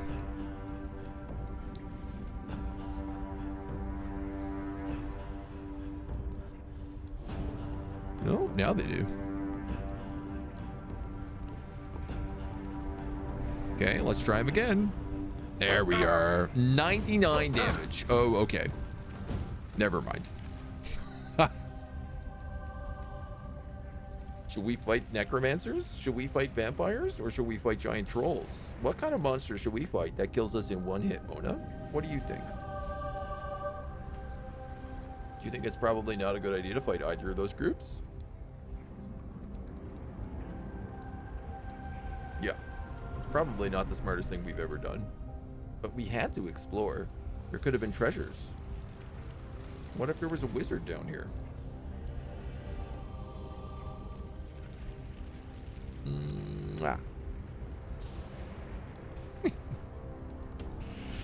That guy did critically hit me both of those times. 98 damage, 99 damage. and added 5 stacks of stun on me as well. Yeah, there's no way in hell we're meant to be fighting these guys. I don't think we're meant to be down here at all right now. It's just that I'm really good at fighting Petches, apparently. So, at least we had a fun time murdering goblins. And we did get a spear out of it. That was kind of nice. Don't know if we'll use that spear for much right now. How do I leave? There we go.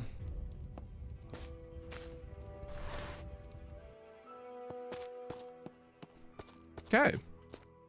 Cow. We came out here looking for bees. So that's due east of the Miller Farm. So that's just like up here, I guess. Oh, dungeon. There you go. Well, that's cool. At least we got it on the map now, too.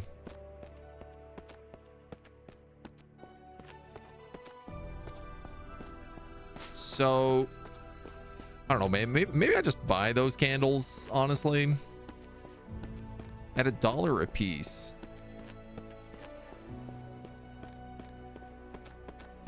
I don't know if I need multiple of them or not.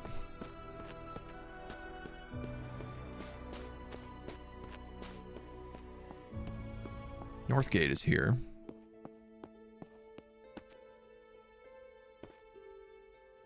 Angelina, who are you? Yes, what? I am Angelina, the Northgate guard. You look identical to the lady who works outside the barracks that I've been hitting on. Very well. Northgate Tavern. Where is the tavern in this place? I'm on the verge of murdering somebody for a drink. My god, I don't need to talk to that guy every time. This place is still locked. Of course, it's the morning. So, go to Candlemaker. How may I assist you? Certainly. Well, I don't know. Like, we do have bowls of grease. I guess that doesn't count as a bowl of tallow, does it? Goat's milk, holy water. Oh, holy water. I bet if I threw that on those vampires, it would definitely donk them up real bad. I don't even know if I can do that, but...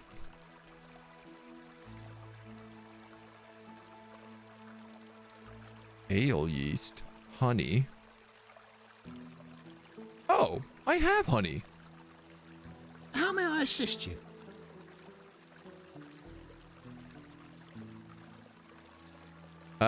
Candles were made by boiling tallow in water. Replace the tallow with beeswax.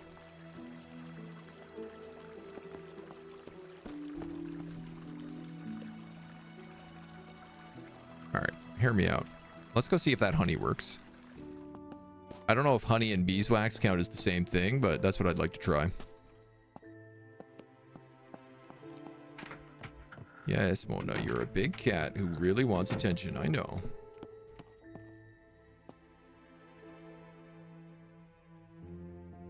So... Needs to be a pot full of water, right? Look at wood alcohol. I don't have any water. Is there water in the kitchen? There's a ghost in my kitchen. I have a larder. Nothing in it. I have another larder with nothing in it. There's another ghost out there. So many ghosts. This place is maggoty with ghosts. There is water directly outside the house, so...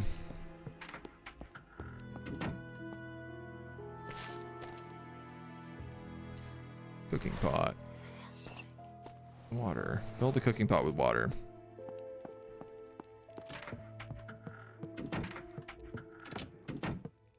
Good grief. Cooking pot of water. Put in honey. Doesn't work. Put in grease? No. All right, so we don't have beeswax. We don't have tallow. Let's just go buy some candles.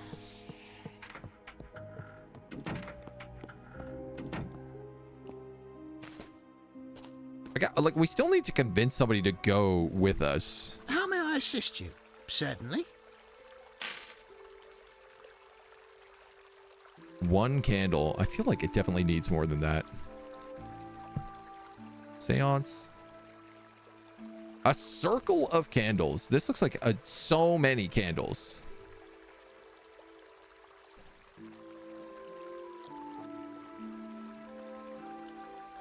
Extinguish the candles.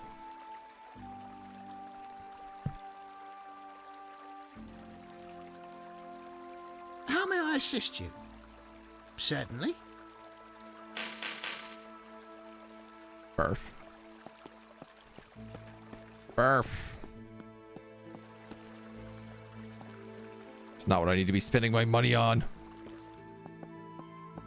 Need to be spending my money on not getting my finger chopped off. Of course. The best prices you can find in all of them. Maybe a gun.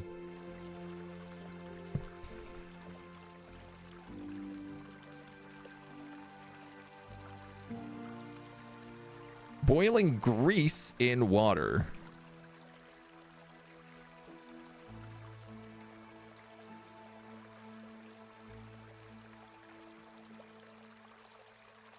Why didn't that work? I have a bowl of grease. I have a cooking pot of grease. I have a cooking pot of water. Shouldn't that have worked? Could have saved myself $4. Might still be able to.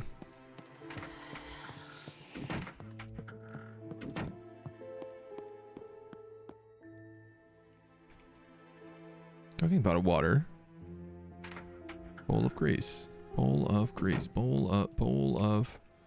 Ah, I know why. It's because the grease is in a bowl and it's not on its own anymore.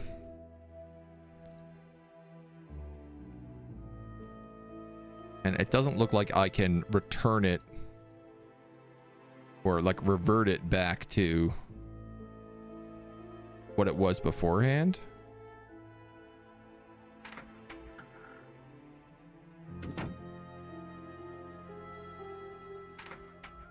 No. Hey, Roy. Well, you live, you learn. Can we take that stuff out of here, please? Thank you. Sort. We have the candles now anyway, so. Hey, what's that cat doing in there?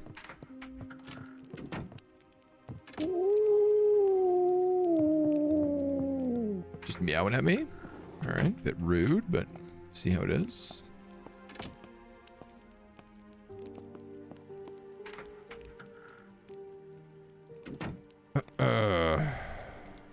Yes, thank you, Elbrick. I guess maybe I have to go to the funeral before I could do the seance.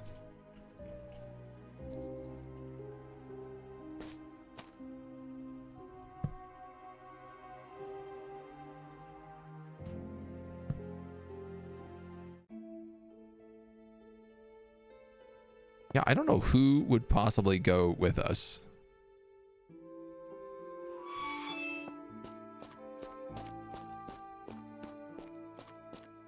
But we could at least potentially like set it up. Oh, we can also cast Grave Mist here. Though there are people around. Need to bring an accomplice, someone to witness the events and take notes, for my mind will surely be absent.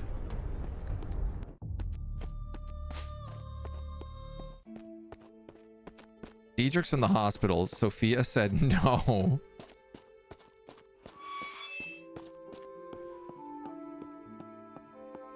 That guard lady I was hitting on is working the next 2 evenings. I feel like my mother is the person, because she was like, all I want to do is like say goodbye. So I think I'm just gonna travel to the tavern, work my day of wages. Ah, there you are. Sophia won't do it. Tomas. There's not a lie. I have a good life. What can I get you? Yes. Of course not. They're just hitting on each other. What about a hen? Join me for a drink. Suit yourself. Hen is drunk.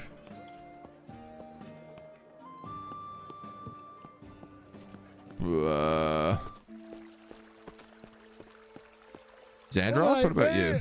Spare us a coin, will ya? I will not. Ramon down at the docks, maybe? We gotta try to make some friends. What if I told the guard who the fishwife was?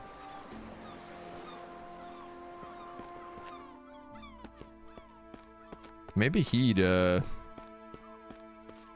willing to check me out. There's Majka.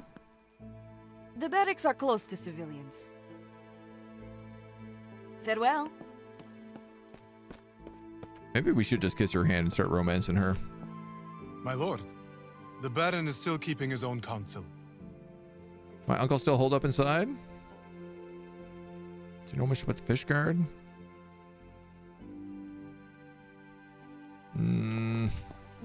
These are all dead ends. Alright, I'm gonna hit on this lady again. The barracks are close to civilians. Pick her hand and kiss it. Sir. Not here. I should get in terrible trouble for entertaining while... Farewell. Well, we got another +5 trust with the military at least. Yes, what? After last night, I'd prefer if you stayed away from me a while. I seem to get exorbitantly drunk when you're serving my ale. My head pounding is more than I can take. Yeah, that's fair. All right, well, I'm just going to wait until evening, I guess. I took my mother's hand as we stepped inside the cathedral. The funeral was starting. She seemed so frail and unsure of everything. My stomach churned and I began to feel quite easy. My head spun a little. It felt like a morning after too much beer. Several people turned and nodded to us as we took our seats. Gervais himself was there with Aunt Belle and my cousin Lucas. Behind them I saw my uncle's aide, Richard Carnell, who was laid in a coffin at the front. Oh, his brother was passed and laid in the coffin at the front. The other woman with the red hair must have been Carnell's wife. Looking sour, she glowered at me. We sat behind them. Some of the congregation I knew, but many I did not. Sophia was here with an older man who I presumed to be her father, but I never met him. You did miss a moment of it. Yeah, she came in. She came to say hi. We gather here today to celebrate the life of Fritz Carnell, who has returned to her home with God. As the funeral continued, my head started to swim. I thought I might vomit. Better the little that the righteous have than the wealth of the wicked, for the power of the wicked will be broken, but the Lord upholds the righteous. Am I getting sick because I'm a necromancer in a church? I mean, there's a lot of ghosts going on here, and all the flames have turned blue. As he spoke the words, I saw his flesh melt away, and beneath it, grinning skull, which continued to drown the holy words. A dark smoke seemed to build around me as I sensed the presence of many souls here, and who others did not see. I pitched forward from my seat and collapsed. When I awoke, I was outside the cathedral. A commoner attended to me as my mother hovered nearby. How do you feel now? Achievement unlocked. Vomited on yourself in a funeral mass. Oh, that's a tough day.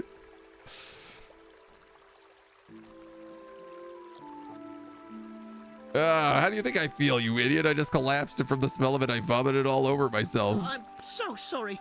I will leave you be. The man groveled and backed away before walking off, shaking his head. As my head continued to clear, the cathedral bell called out again. The congregation appeared from within, apart from the chief mourners who had doubtless moved with the corpse down to the grim in the basement. I don't think you've ever met my father before, says Sophia. I'm so sorry for your loss, my lord. Your father was a good man and a hero. I'm Harald, a local tailor of renown and father of your friend Sophia. Oh, he's a tailor and his last name is Taylor. However, I know that Sophia is pleased that you're home, notwithstanding the circumstances. Good friends are so important. Good friends are so important, Arnold. That's why you should convince your daughter to go perform an unholy seance with me at my father's crypt. Sorry for your loss. Lady Juliana, this is a difficult time.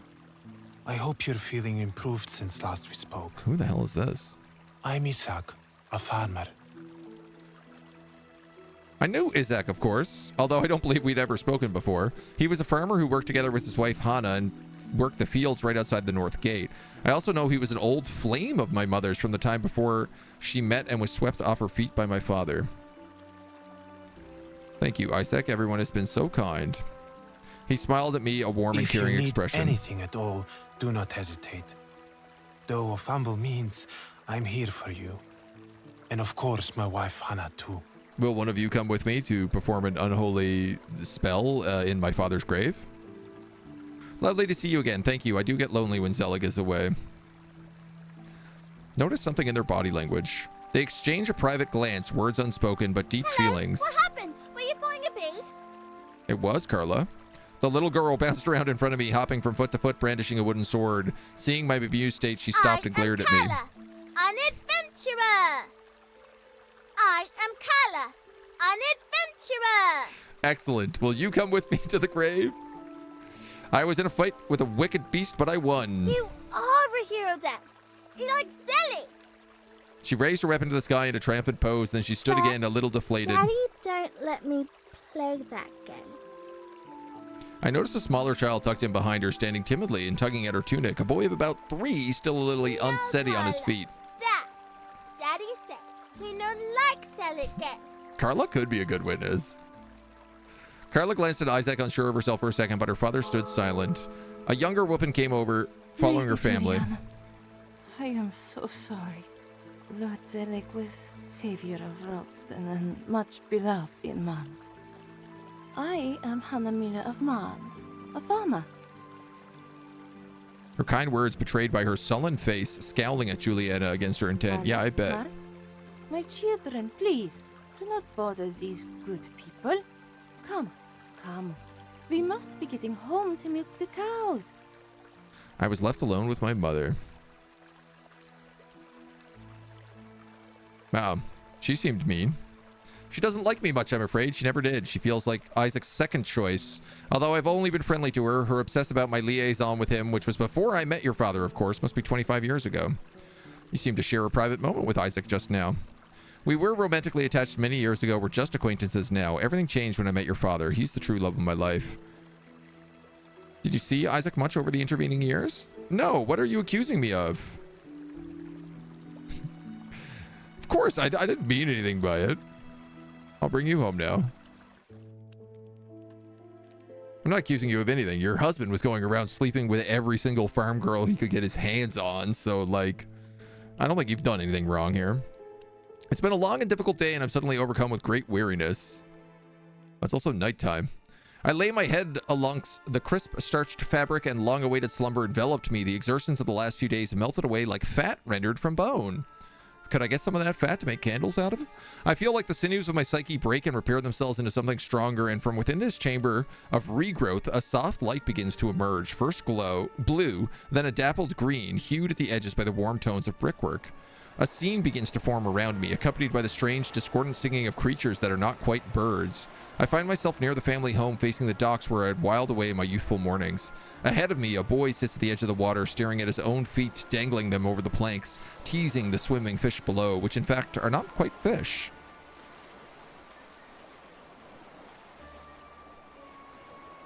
Hello? The boy did not turn to face me, but giggled strangely at the creatures splashing and jostling towards his toes. There will be plenty to eat later. The boy placed his hands against the coarse wood of the docks and begins to raise his body. I found myself suddenly in a place like my father's study, surrounded by books with titles I had never heard or which made little sense. Ahead of me, as through a strange mist, stood a man bearing this resemblance of the boy at the docks. Oh, yeah. Spooky dreamscape. Ooh. Antediluvian carpentry? Brimstone and shackles, a culinary journey. Splitting the atom. Influencing the Carpathian shepherd. The blades of Adulis. Can't read any of these. I'd love to learn about splitting the atom. That seems like it would be valuable. The forever tonic. You've changed since I last saw you. Papa. You can't actually read them, no. I see your time as a soldier has built up your physique. That will no doubt prove useful.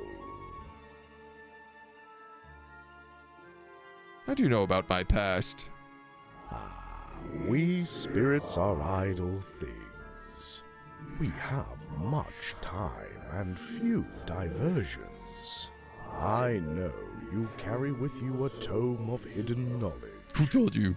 Each time you use it, its power radiates. An echo from one world to the next. Cool. We stood atop the bridge in the center of Marnes. Below us, large shadowy forms swirled in the water, undulations jerky and unnatural. Seems you've reached an impasse. The echoes grow quiet.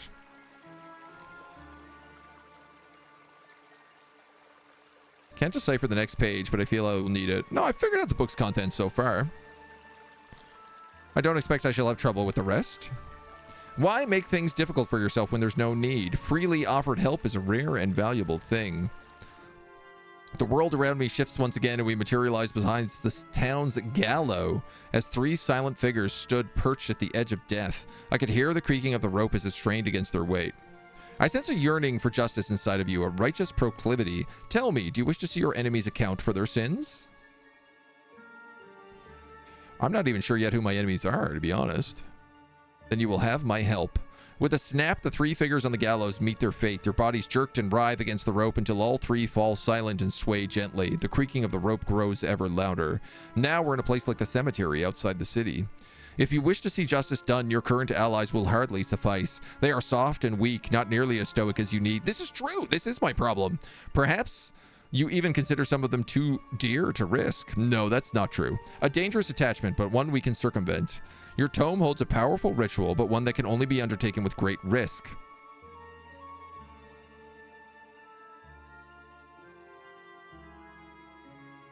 How do you know about the ritual?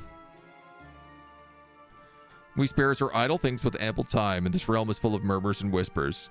The invocation has many names in many tongues. Lifka, Ihia, Jasad, animate. It brings the dead to life. At this, my heart lurched forward and an eager expression washed across my face. Oh, no, young lord, not like that. It creates thralls to serve your needs, mindless husks that obey your every command. We do not undervalue the worth of a perfectly loyal soldier. Of course, raising the dead is no simple matter. First, you must procure a witch's knife. I appear to be in the church. And I appear to have found a witch's knife. Very good. I must wield it in my hands. With that blade in hand, you must cut the fat from another human. Well, thankfully, there's a corpse right here. You must then craft black candles from the fat, whose tallow will smoke with the stench of death. And to complete the ritual, you must arrange the bones of your thrall in a particular fashion. But be wary, the stronger your thrall, the more draining the process. Do not overburden your tender mind. The teacher urged me to take out the tome and then open it on a page called Animate. The ritual was now clear to me, just as it had been shown. I looked at the bones arranged in front of me. The dust around them began to shift and float upwards. The pale ivory began to jostle back and forth just as it was ready to rise. I found myself back at the dock. In front of me, the boy giggled at the fish-like creatures snapping at his toes. Child, what I have just taught you is not something to trifle with. Have you a final question? This is the guy who owned the house before Zelig, who killed his entire family.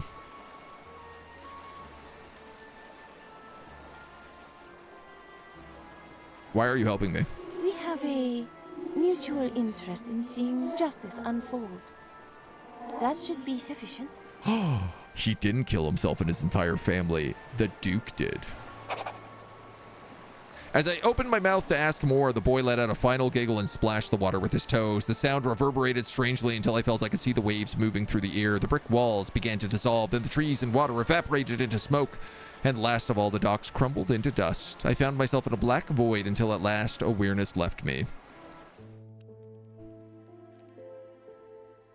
And yet, I don't have a witch's knife.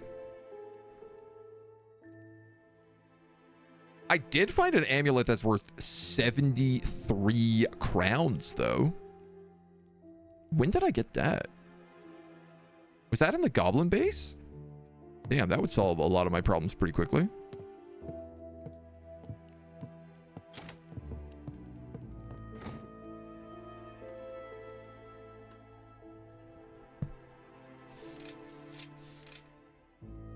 This necromantic ritual will reanimate a skeleton and compel it to obey the command of the magician. Using a witch's black-handled knife, inscribe concentric circles in the consecrated ground of a graveyard. The inner circle should be 4 paces from the center, the outer should be 4.5. Inscribe an equilateral triangle, place black candles at each point between the circles. Place the skeletal remains in the center of the circle, light the candles at midnight at the time of a new moon, and chant It circo praecepio titi ut surgam cun ad hu ambulias et quam non tantamosa. The creature will rise again. An anthame is a ceremonial blade with a black handle. A new owner must follow a ritual of consecration for a newly acquired anthame, be it new or acquired from another person. The black candles need to be made of human fat. This is a wand. So I need a black handled knife, and then I need to consecrate it. Oh man, the only people who know that is going to be... One of the pages I had perused, bearing the title of Sano, was in a less arcane language than the others and was familiar. Oh yeah, let's recall that knowledge. It was Latin. Although I didn't know much of the language, it would be... I surely could find a book that would teach it to me.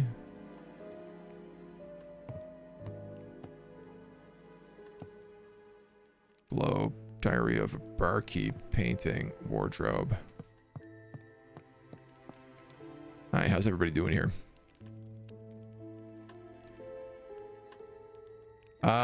You know anything about a witch's knife? He was shocked. If he was shocked in any way by my question, he didn't show it, of course. Ask the priest, perhaps, but be careful with your line of questioning. The witchcraft is forbidden in Mearns. All right. Where'd she go? She's in the kitchen.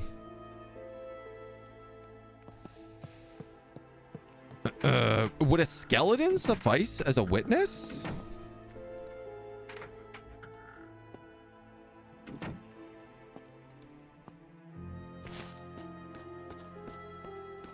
I mean, that's a question.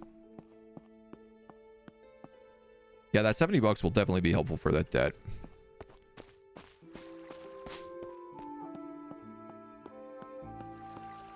I mean, it looks like I was in the basement of the cathedral in that dream. I begin to feel ill as soon as I step inside.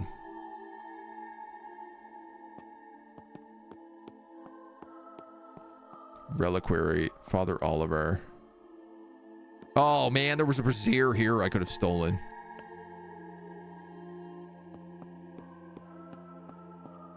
Might not have been easy, but...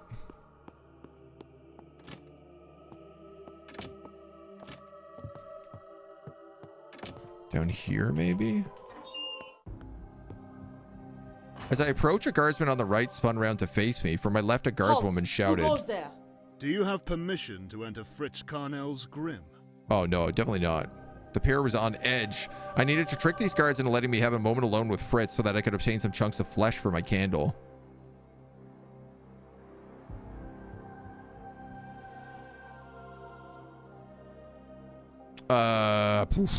Thank you for accommodating my visit. I apologize for startling you.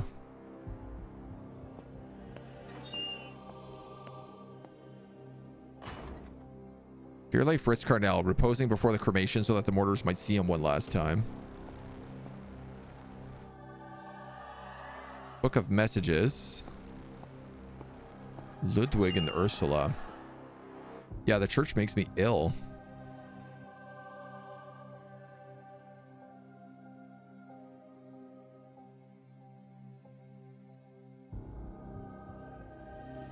Might I offer you a drink? I mean, I guess I am the taverner. You two look thirsty. Stuck here on this unpleasant duty. Can I offer you a drink? Took the bottle of port from my bag and held it out, grinning. The guards took it and set to work. For a moment. Damn. I gotta go. I pulled out my knife and quickly myself. cut 3 chunks of flesh from sizable buttocks of the nobleman, 1 for each candle. Excellent. Well, that gets rid of the port in my inventory. Now that I've done that sacrilegious crime, let me go talk to the priest about obtaining a witch's knife. My child. Thank you, Father. I am. My child. I just talk to you about witches. What specifically? Finding a wish was crucial to my plans, and this is how I would obtain a ceremonial anthem. The smiling priest would probably know something of use. Let's convince him with a little lie.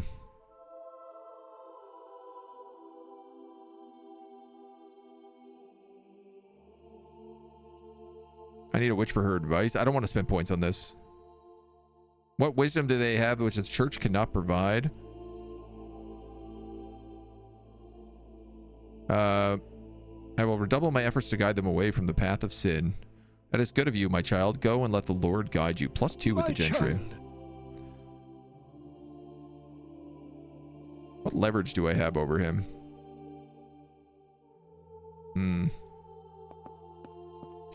Look, I need to do a seance first here. Before I go animating bodies. I wonder how Diedrich is. Man, we're all like messed up right now. Herbalist. Hospital.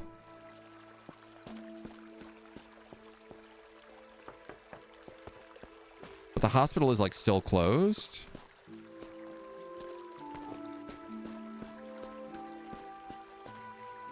It's morning. Sorry. Hospital is closed to visitors.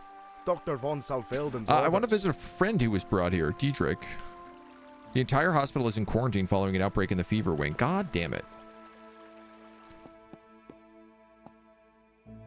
Sybil, I might as well come check on you. Hello again.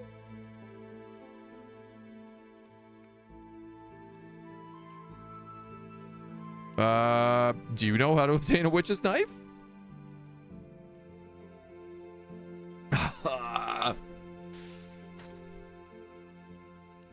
Ask her directly. The old woman seemed shocked and took her a moment to compose herself. That's a dangerous thing. Are you dabbling with witchcraft? No. I've been collecting curios. I'll drop the matter for now. I don't want to threaten an old lady. All right, we got to go to the academy to learn Latin.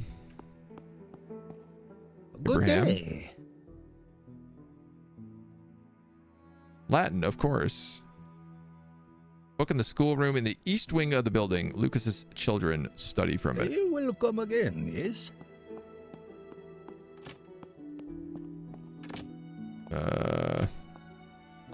This room?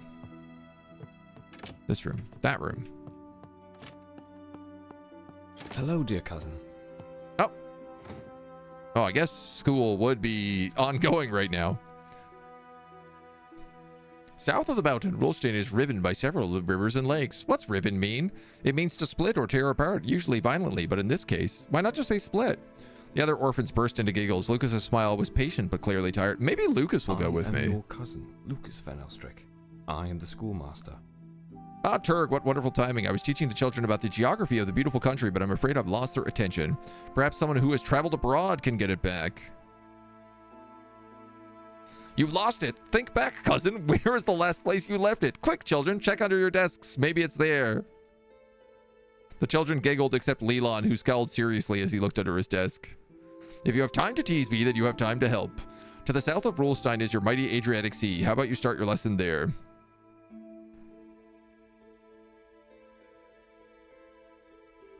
I need a favor out of this guy right now, so I'll teach properly. No, I won't. Adriatic Sea as well as the sea. It's a big body of water. It connects to the Mediterranean Sea. Even Lucas was staring out the window. Perhaps you have a story to share. Yeah, I could tell an impressive story. No, I can't. When I was walking the beach, the tide was very low. Very, very low. I walked for 10 minutes without touching water. The silence was incredibly awkward. I should have just made fun of her.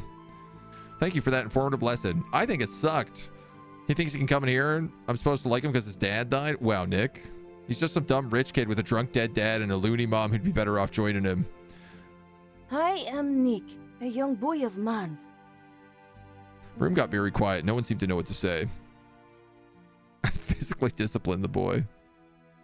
I'm going to laugh in approval of Nick's scrappy attitude. Good for you, Nick. What? Why should I expect his respect without doing anything to earn it? You'll usually get in trouble for doing it, Nick, but standing up to authority takes courage. Good for you. Trust with the kids increases, but the educated gentry dislike me more. This is good. This is a fine trade. I noticed Robin glaring down at her desk as the leader of the little troop. I thought it might be because she was used to Nick listening to her and didn't like that he hadn't. Hello, dear cousin. Trying to find some instruction book about Latin on the bookshelf here. Yes, okay. I probably could have looked myself. Found a book. Which contains a ritual called repair, which would render some kind of magical healing effect on broken bones. I can use it to repair damage to my skeletal minions. Let me just open up this cursed spellbook in front of all these children. By my understanding, this ritual seems to repair the broken bones of a skeleton. I've even read a 14th century account of a wholly shattered ribcage reforming through its magics. At midnight, bone meal should be sprinkled over injured bones, and these words chanted: Fac has totem sequeter ut optalium. The bone meal should be from the pulverized bones of an intelligent creature. While performing the ritual, the necromancer must wear a death shroud taken from a recently deceased body. All right, here's the good news. I have 1,000,000 bones. I don't have a death shroud, though. Where's the cool kid? Robin. No. Okay. Lucas. Hello, dear cousin. No, you don't want to come with me.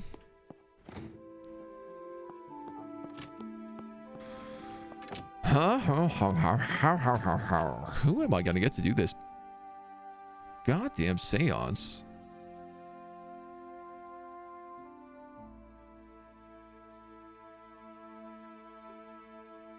The Undertaker might have a knife. Oh, I forgot to talk. The blacksmith was meant to be meeting. Damn it. The blacksmith was meeting the Baron's wife at the Docks Tavern like 2 evenings ago, and we totally forgot about it. Gonna grow up to become a Robespierre? Maybe. Maybe. Also, that lady at the barracks is off tonight.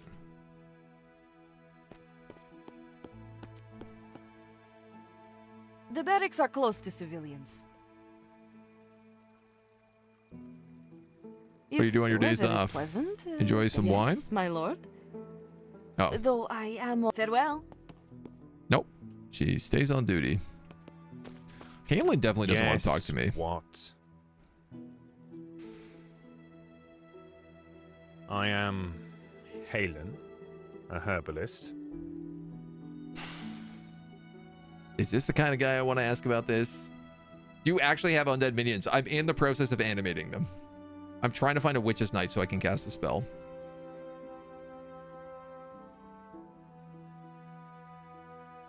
Let's talk to the shroud guys later in the day, I guess. If anyone's gonna know it, it's gonna be them.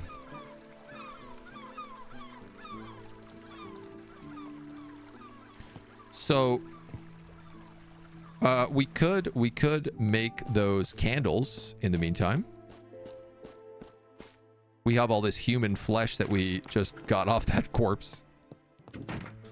Somehow I gotta get a hold of a death shroud as well, but bit of a slow burn necromancy game, yeah. But it makes you feel like a good necromancer. Cooking pot of water.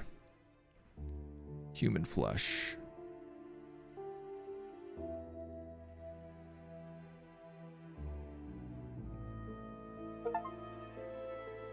Black candle.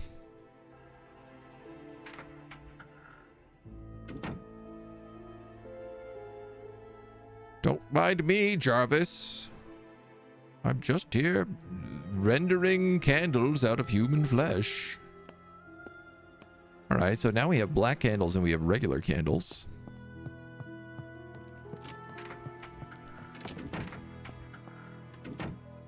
That's one step.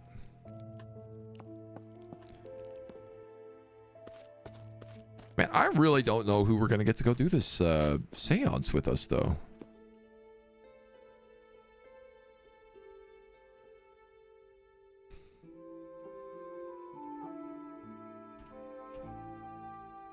All right, let's go to the docks. Let's wait.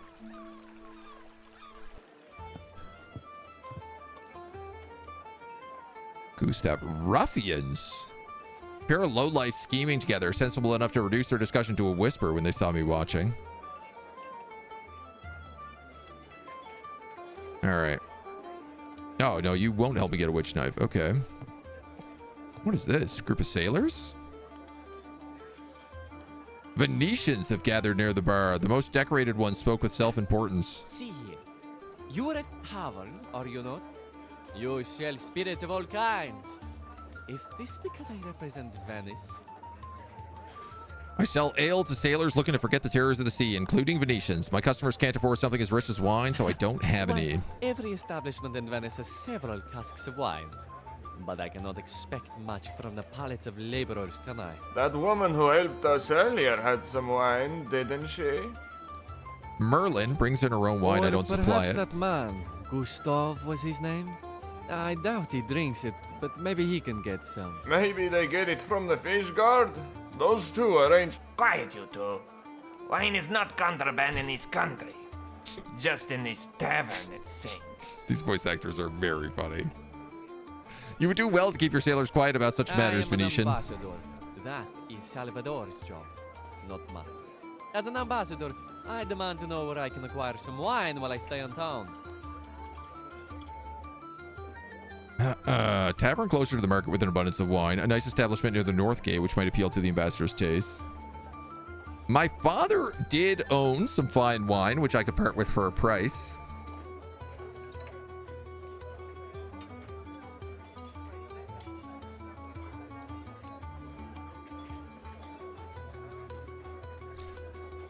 So there's a multitude of different things we can do here. I don't think they sell wine at my tavern. The tavern I work at, I should say. And I also don't know whether or not she would appreciate a bunch of Venetians coming in there. I could sell my wine and maybe get some money, though. I don't have it on me. You know, it's like in the house. You can't carry it with you. It's just like one of these things we've been like trying to figure out a way to sell.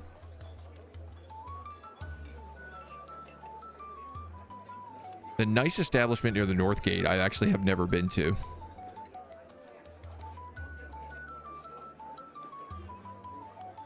Obviously, like, I want to bring them to the tavern because I work there, and I feel like I could probably then sell the owner of the tavern the wine.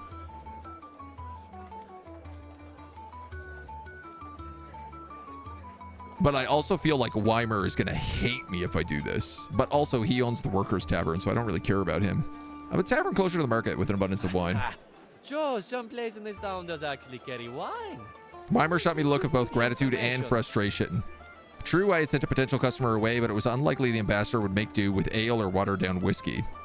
The ambassador turned away and began arguing with Weimer once again, despite there clearly not being any wine. Strange is this place. It will be better in Canning. Enjoy this small town while you can, Claudio. Yes, I see. The group noticed I was still listening in and quieted. The captain gave me a curt nod and watched impatiently as I stepped away. I'm not really sure that solved any of my problems. How can I help you, boy? I forgot about Gustav. I am Gustav putting shots. A businessman. He would have known about the fish guard for sure. Probably wouldn't have even had to pay all that money.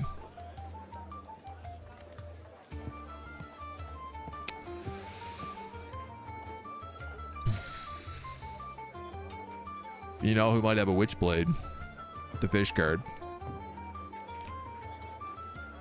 How much money do I have? $5. All right.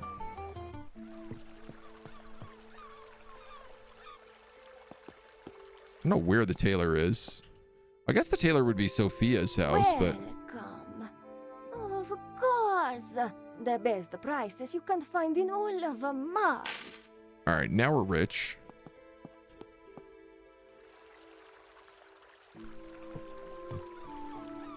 No. I like that you can just attack people in town. Where's the fish guard? She's only here in the evening?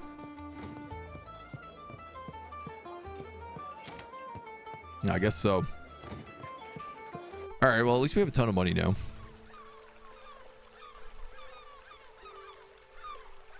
So I need to grind up a bone to make bone meal.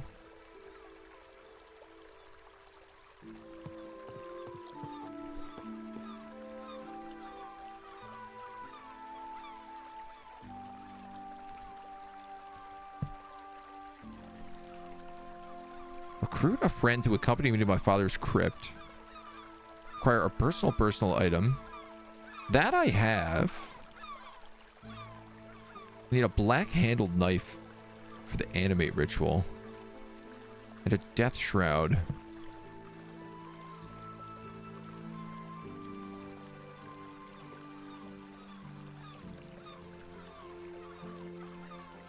The blacksmith, maybe?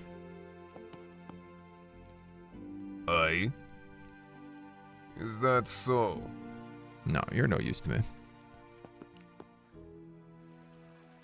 Wonder if you'll ever have to do it at all, attacking people in town. I mean, it's probably like a good way to get body parts. I feel like I've never really explored like what's down here behind Diedrich's house. So I just want to take a quick pop down here in case there's any like houses I've missed.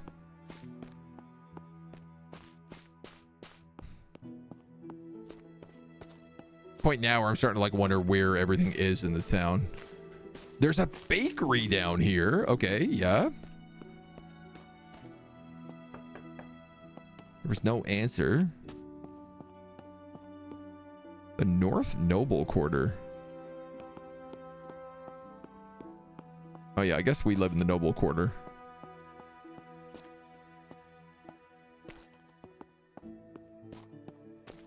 So fancy. La-da-dee-da. And then was it across from the general store with Sophia's? No. You know what I want to see? The Northgate Tavern. Literally never been in here once. Wow, this place is so fancy. Hello, sir. It is always nice to see a new face in town. What can I get for you? I'm Turk Van Elstrick. I'm You are? Björnek. You are very welcome to our tavern, my lord. I'm so sorry for your recent loss. We could sell her fine wines, but that doesn't seem like a good idea. I should have fleeced those Venetians. I probably should have sold them the wine. Javad. A handsome man with sad eyes sat at the table and drank from a finely carved wooden tankard. He wore thin, well-tailored linens and an orange silk kerchief. Ah, good evening, is it not? This place, it is lovely, but loneliness is also here. Sit with me and chase away the shadows. I am Yavad from Tabriz. Hello, Yavad from Tabriz. Place doesn't seem so lonely to me. He bowed his head and took a sip. His eyes caught the candlelight as he looked around the room. Everywhere I see her, my Hina. We had long memories here. This table, the bar, the stairs. There was nowhere she did not fill my sights with her beauty. I see. I see how it is. He smiles and looks on as if seeing someone enter the room, but his eyes settle on an empty seat next to him. Gone, and Hina with them. But let us not talk of it. You are, I think, Master Van Elstrick's child. Guilty. I saw as you arrived, and the others. They talk of you when I take the orders. That's true. I am Turk, son of Zelig. You mentioned orders. Are you a craftsman? A humble tailor. I menteers make alterations. Oh, you might have a death shroud. I can sew shirts and breeches, although I don't think someone would suit... They would suit someone so used to fine things. My orders are from common folk. What do you make your clothes from? Wool, flax, linen, Do you know Arnold Taylor, Sophia's father? He's a skilled craftsman and we are friends to some amount. He and I have this agreement. I craft for people who cannot afford such skill. I do not try to craft for people who can. They always agree about cloth, but we do agree on techniques. Could I order something? Too much to do. All right, well. Tell me about Tabriz. A wonderful ancient city. Lies on the route from the world's east to the world's west. Beautiful things pass through its bazaar, overlooked by our bejeweled blue mosques. Who is Kina? My shining jewel. She's like the rain after a hot summer, the blackest of hair that smells of jasmine. Her eyes are two diamonds hiding in the flowing sands of the desert. Her voice, the nightingale all through the evening.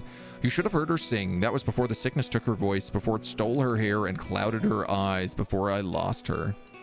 Woof. How long has it been? Yesterday, 100 years. I've somehow lasted 2 years, I think. I barely remember any of it. Perhaps you carry on because of her memory. I think you are right. If I did not rise every day, who would remember her? She might fade into the darkness of the evening and then never returns. Well, she sounds wonderful. If I ever forget my Kahina, you may take a knife to my heart, for I have already died. Good. Excellent. I'm glad to have another sacrifice. Tell me about yourself. Simple tailor from Persia. All right. Well, good afternoon. Do you want to go do a seance at my father's grave? Just like asking everybody at this point. A couple of books on Wolstein and Varaneth. A young man with unruly head of hair reclined with his drink. As I approach, he stifles a yawn. Oh, hello there. So nice to meet you. I'm Varen Furnik, the owner of this establishment. Please, pull up a cushion. Must be a relative of Fen, the attendant? Who? Fen? Why, She's my sister. yes, of course. Fen! Fen, over here! More wine. I make haste with it. Says, here you go. I see you've met our noble guest. I'm Varen Furnik, the owner of this establishment. Fen seems to do all the work around here. She needs all the practice she can, judging how badly she runs the place. Maybe I should wave Fen away, I guess. Workers' trust increases. Varaneth guffawed loudly, then drunkenly gestured to her to leave. As you wish. Well, a little less education, a little better for workers. It's a fine establishment. This little place? Yes, I suppose it is the best of a bad lot in this wretched little city. I shall see you later. I guess this is probably where I should have set those Venetians, but I suppose it all depends on like who I'm trying to make friends with. There's not a lot for us up there right now. Where are we going? I did say there was a slums tavern as well. We might as well go visit all the taverns during the day.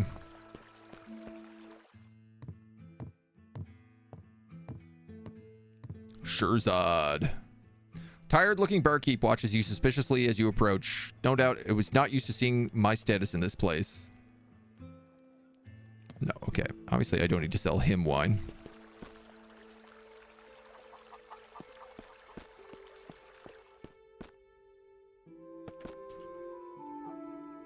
Can't believe I can't fast travel until chapter 14. That seems crazy.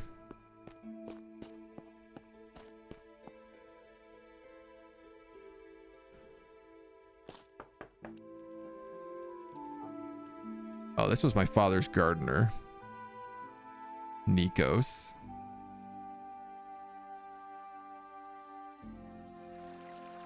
Kind of wondering about, like, would the Undertaker maybe know where to find a witch's knife? He doesn't really like me, but he also doesn't really like anybody, so.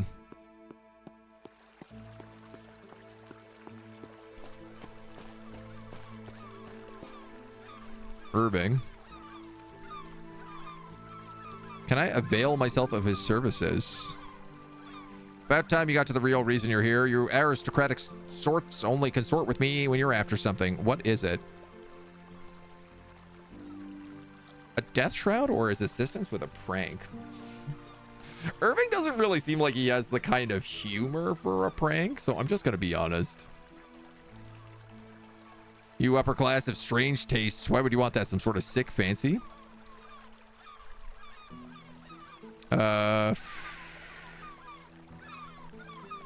Make it worth your while. Lucky for you, I've got a fondness for coin. Yeah. I ain't dumb enough to render my services without knowing why.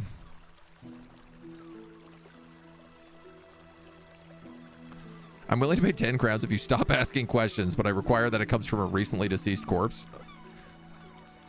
Torment a certain someone? Man, I think I'm just gonna...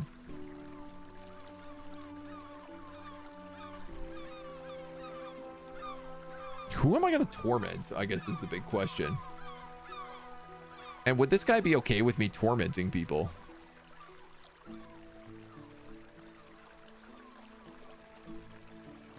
I definitely don't want to keep losing all my money all the time for everything.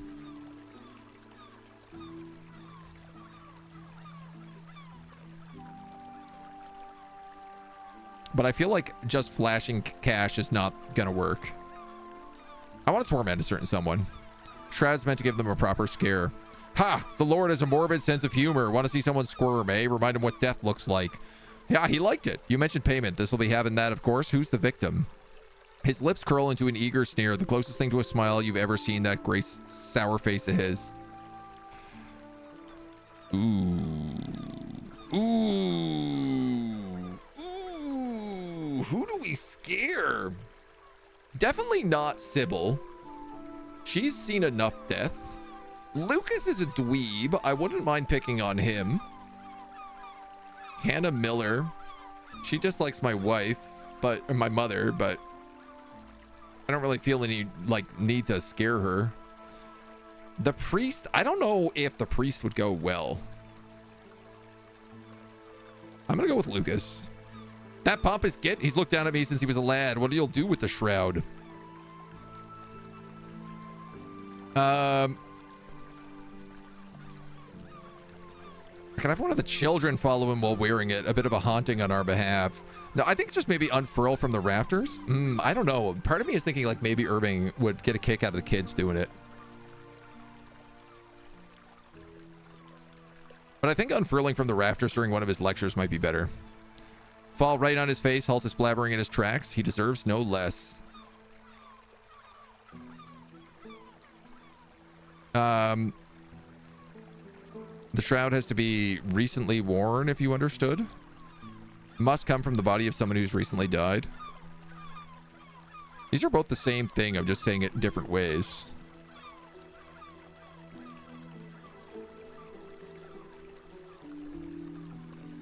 That's a lot to ask and unnecessary for a scare, come to think of it. Makes for a better joke. You want them to feel the stench of death. Thankfully, I'm really good at convincing people. He needs to know it's not a simple cloth, that it's touched death. A bit of freshness, the smell of rotting flesh and flake skin. Very well, I can't argue with authenticity. 10 crowns! All right, god damn it. Of course, here it is. Meet me at the graveyard during my next shift. All right, so... have I done necromancy yet? No, we literally have the spell to animate a corpse, but we're trying to get a dagger that allows us to do it. We have the black candles made of human fat, and we need to find a dagger, and we need to consecrate the dagger. Consecrated ground of a graveyard. There's a couple graveyards. I could definitely put that in. I don't know where I'm going to get this witch's handle. That's the wrong book. The Death Shroud will let me cast Repair, right? Yeah, so I have all the stuffs for Repair. So once I have a skeleton, I can make work of it. At least I didn't lose 20 bucks, that's true. Goodness gracious. I don't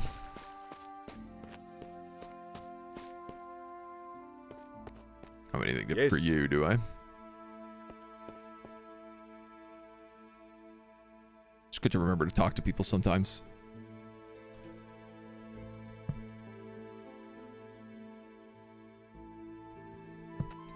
Still, man, I still don't know who we can bring to this.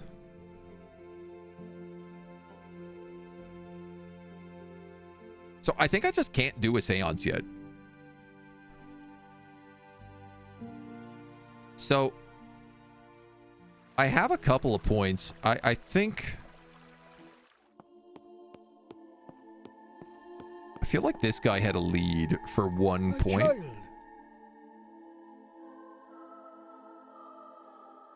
Convince him with a lie. Yeah, I need a witch for my remedies. I haven't talked to the herbalist, actually. Never mind. You know what? The herbalist likes me too. And I've been doing her some solid favors.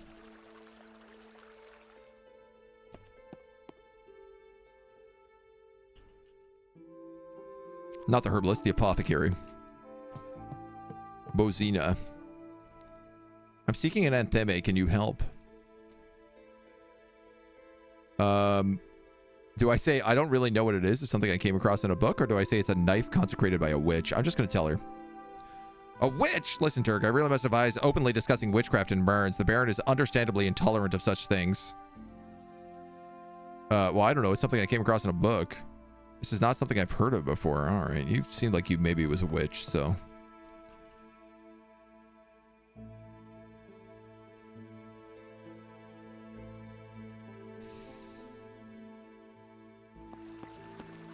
The general store? Welcome. Browse. You don't have anything. You taught me how to make candles. Taught me about the candle guy. For your patronage. A witch.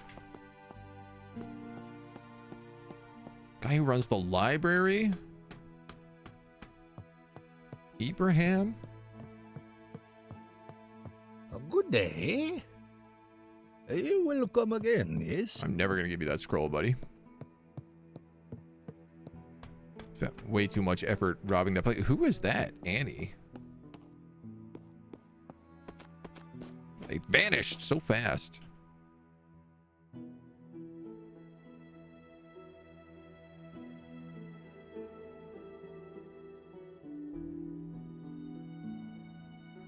All right. I'm gonna lie to the priest. Spend the point. My child. I'm looking for a remedy for a small problem of mine. I have a friend who needs to address a malady in an unmentionable area. The man looked deeply uncomfortable at this and stumbled over his words. I see. I've heard of a number of my flock make mention of a woman with unconventional wisdom. I do not know with certainty where she dwells, but I suspect it is somewhere in the forest outside the northern gate. Well, geez, man. I could have guessed that if it's a witch.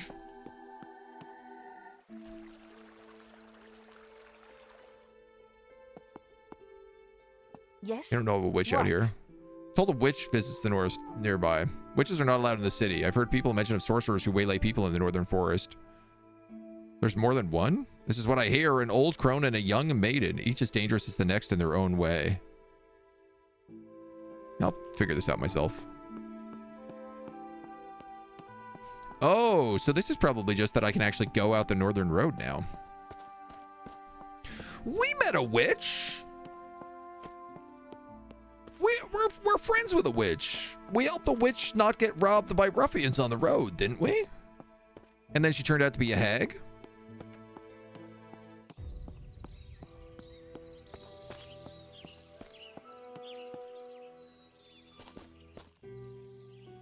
Flittering of wings and a bird swooped past me. Then a woman emerged from behind a tree. Oh, yeah.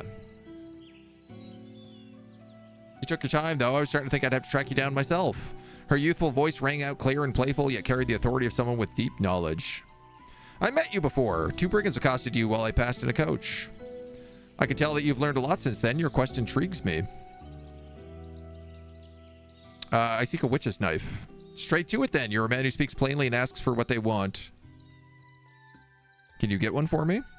Her eyes sparkled like a cat toying with its prey. She paused, brushing a strand of dark hair from her face as she stepped closer, the scent of spring flowers, an intoxicating bouquet.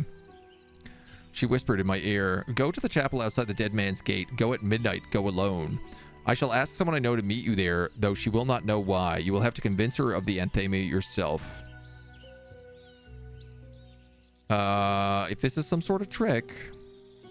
Sweetheart, everything I do is a trick, but I promise you, this one will be worth your time. She spun on her heel and turned towards the woods. I saw her fade away before she even reached the nearest tree. That was the hag.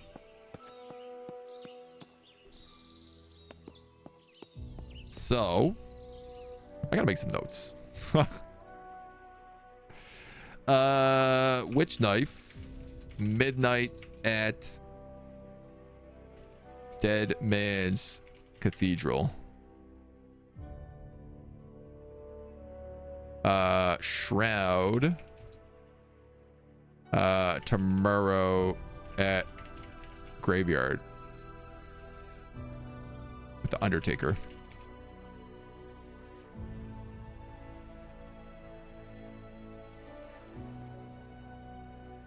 And then we'll say friend question mark. What is this friend we speak of? Helping her gave you an advantage here? I think so, probably, yeah. Which witch was which? I mean, it gets pretty confusing. I don't know. Am I going the right way here? I think so. God, I wish north was just north. I appreciate that they have this little thing here, but it really still turns me around quite a lot.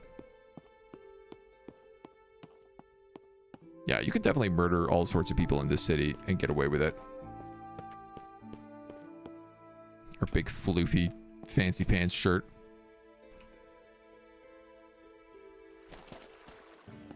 Can we work her job yet? That's a good question. Ah, there you are. No. And Sophia? There's not a... I have a... Can I get... Yes, yes. Of course not. No. She won't do it. Hum, hum, hum. I feel like Ramon is our best bet at this point. Clearly, I'm going to have to make a friend to bring someone to the seance. And at least Ramon, we've gotten drunk with and we've helped out a few times. Unless, like, Diedrich gets out of the hospital. I mean, it might be quite possible that no matter what happens, Diedrich gets knocked out. And so you have to animate a corpse before you do the seance.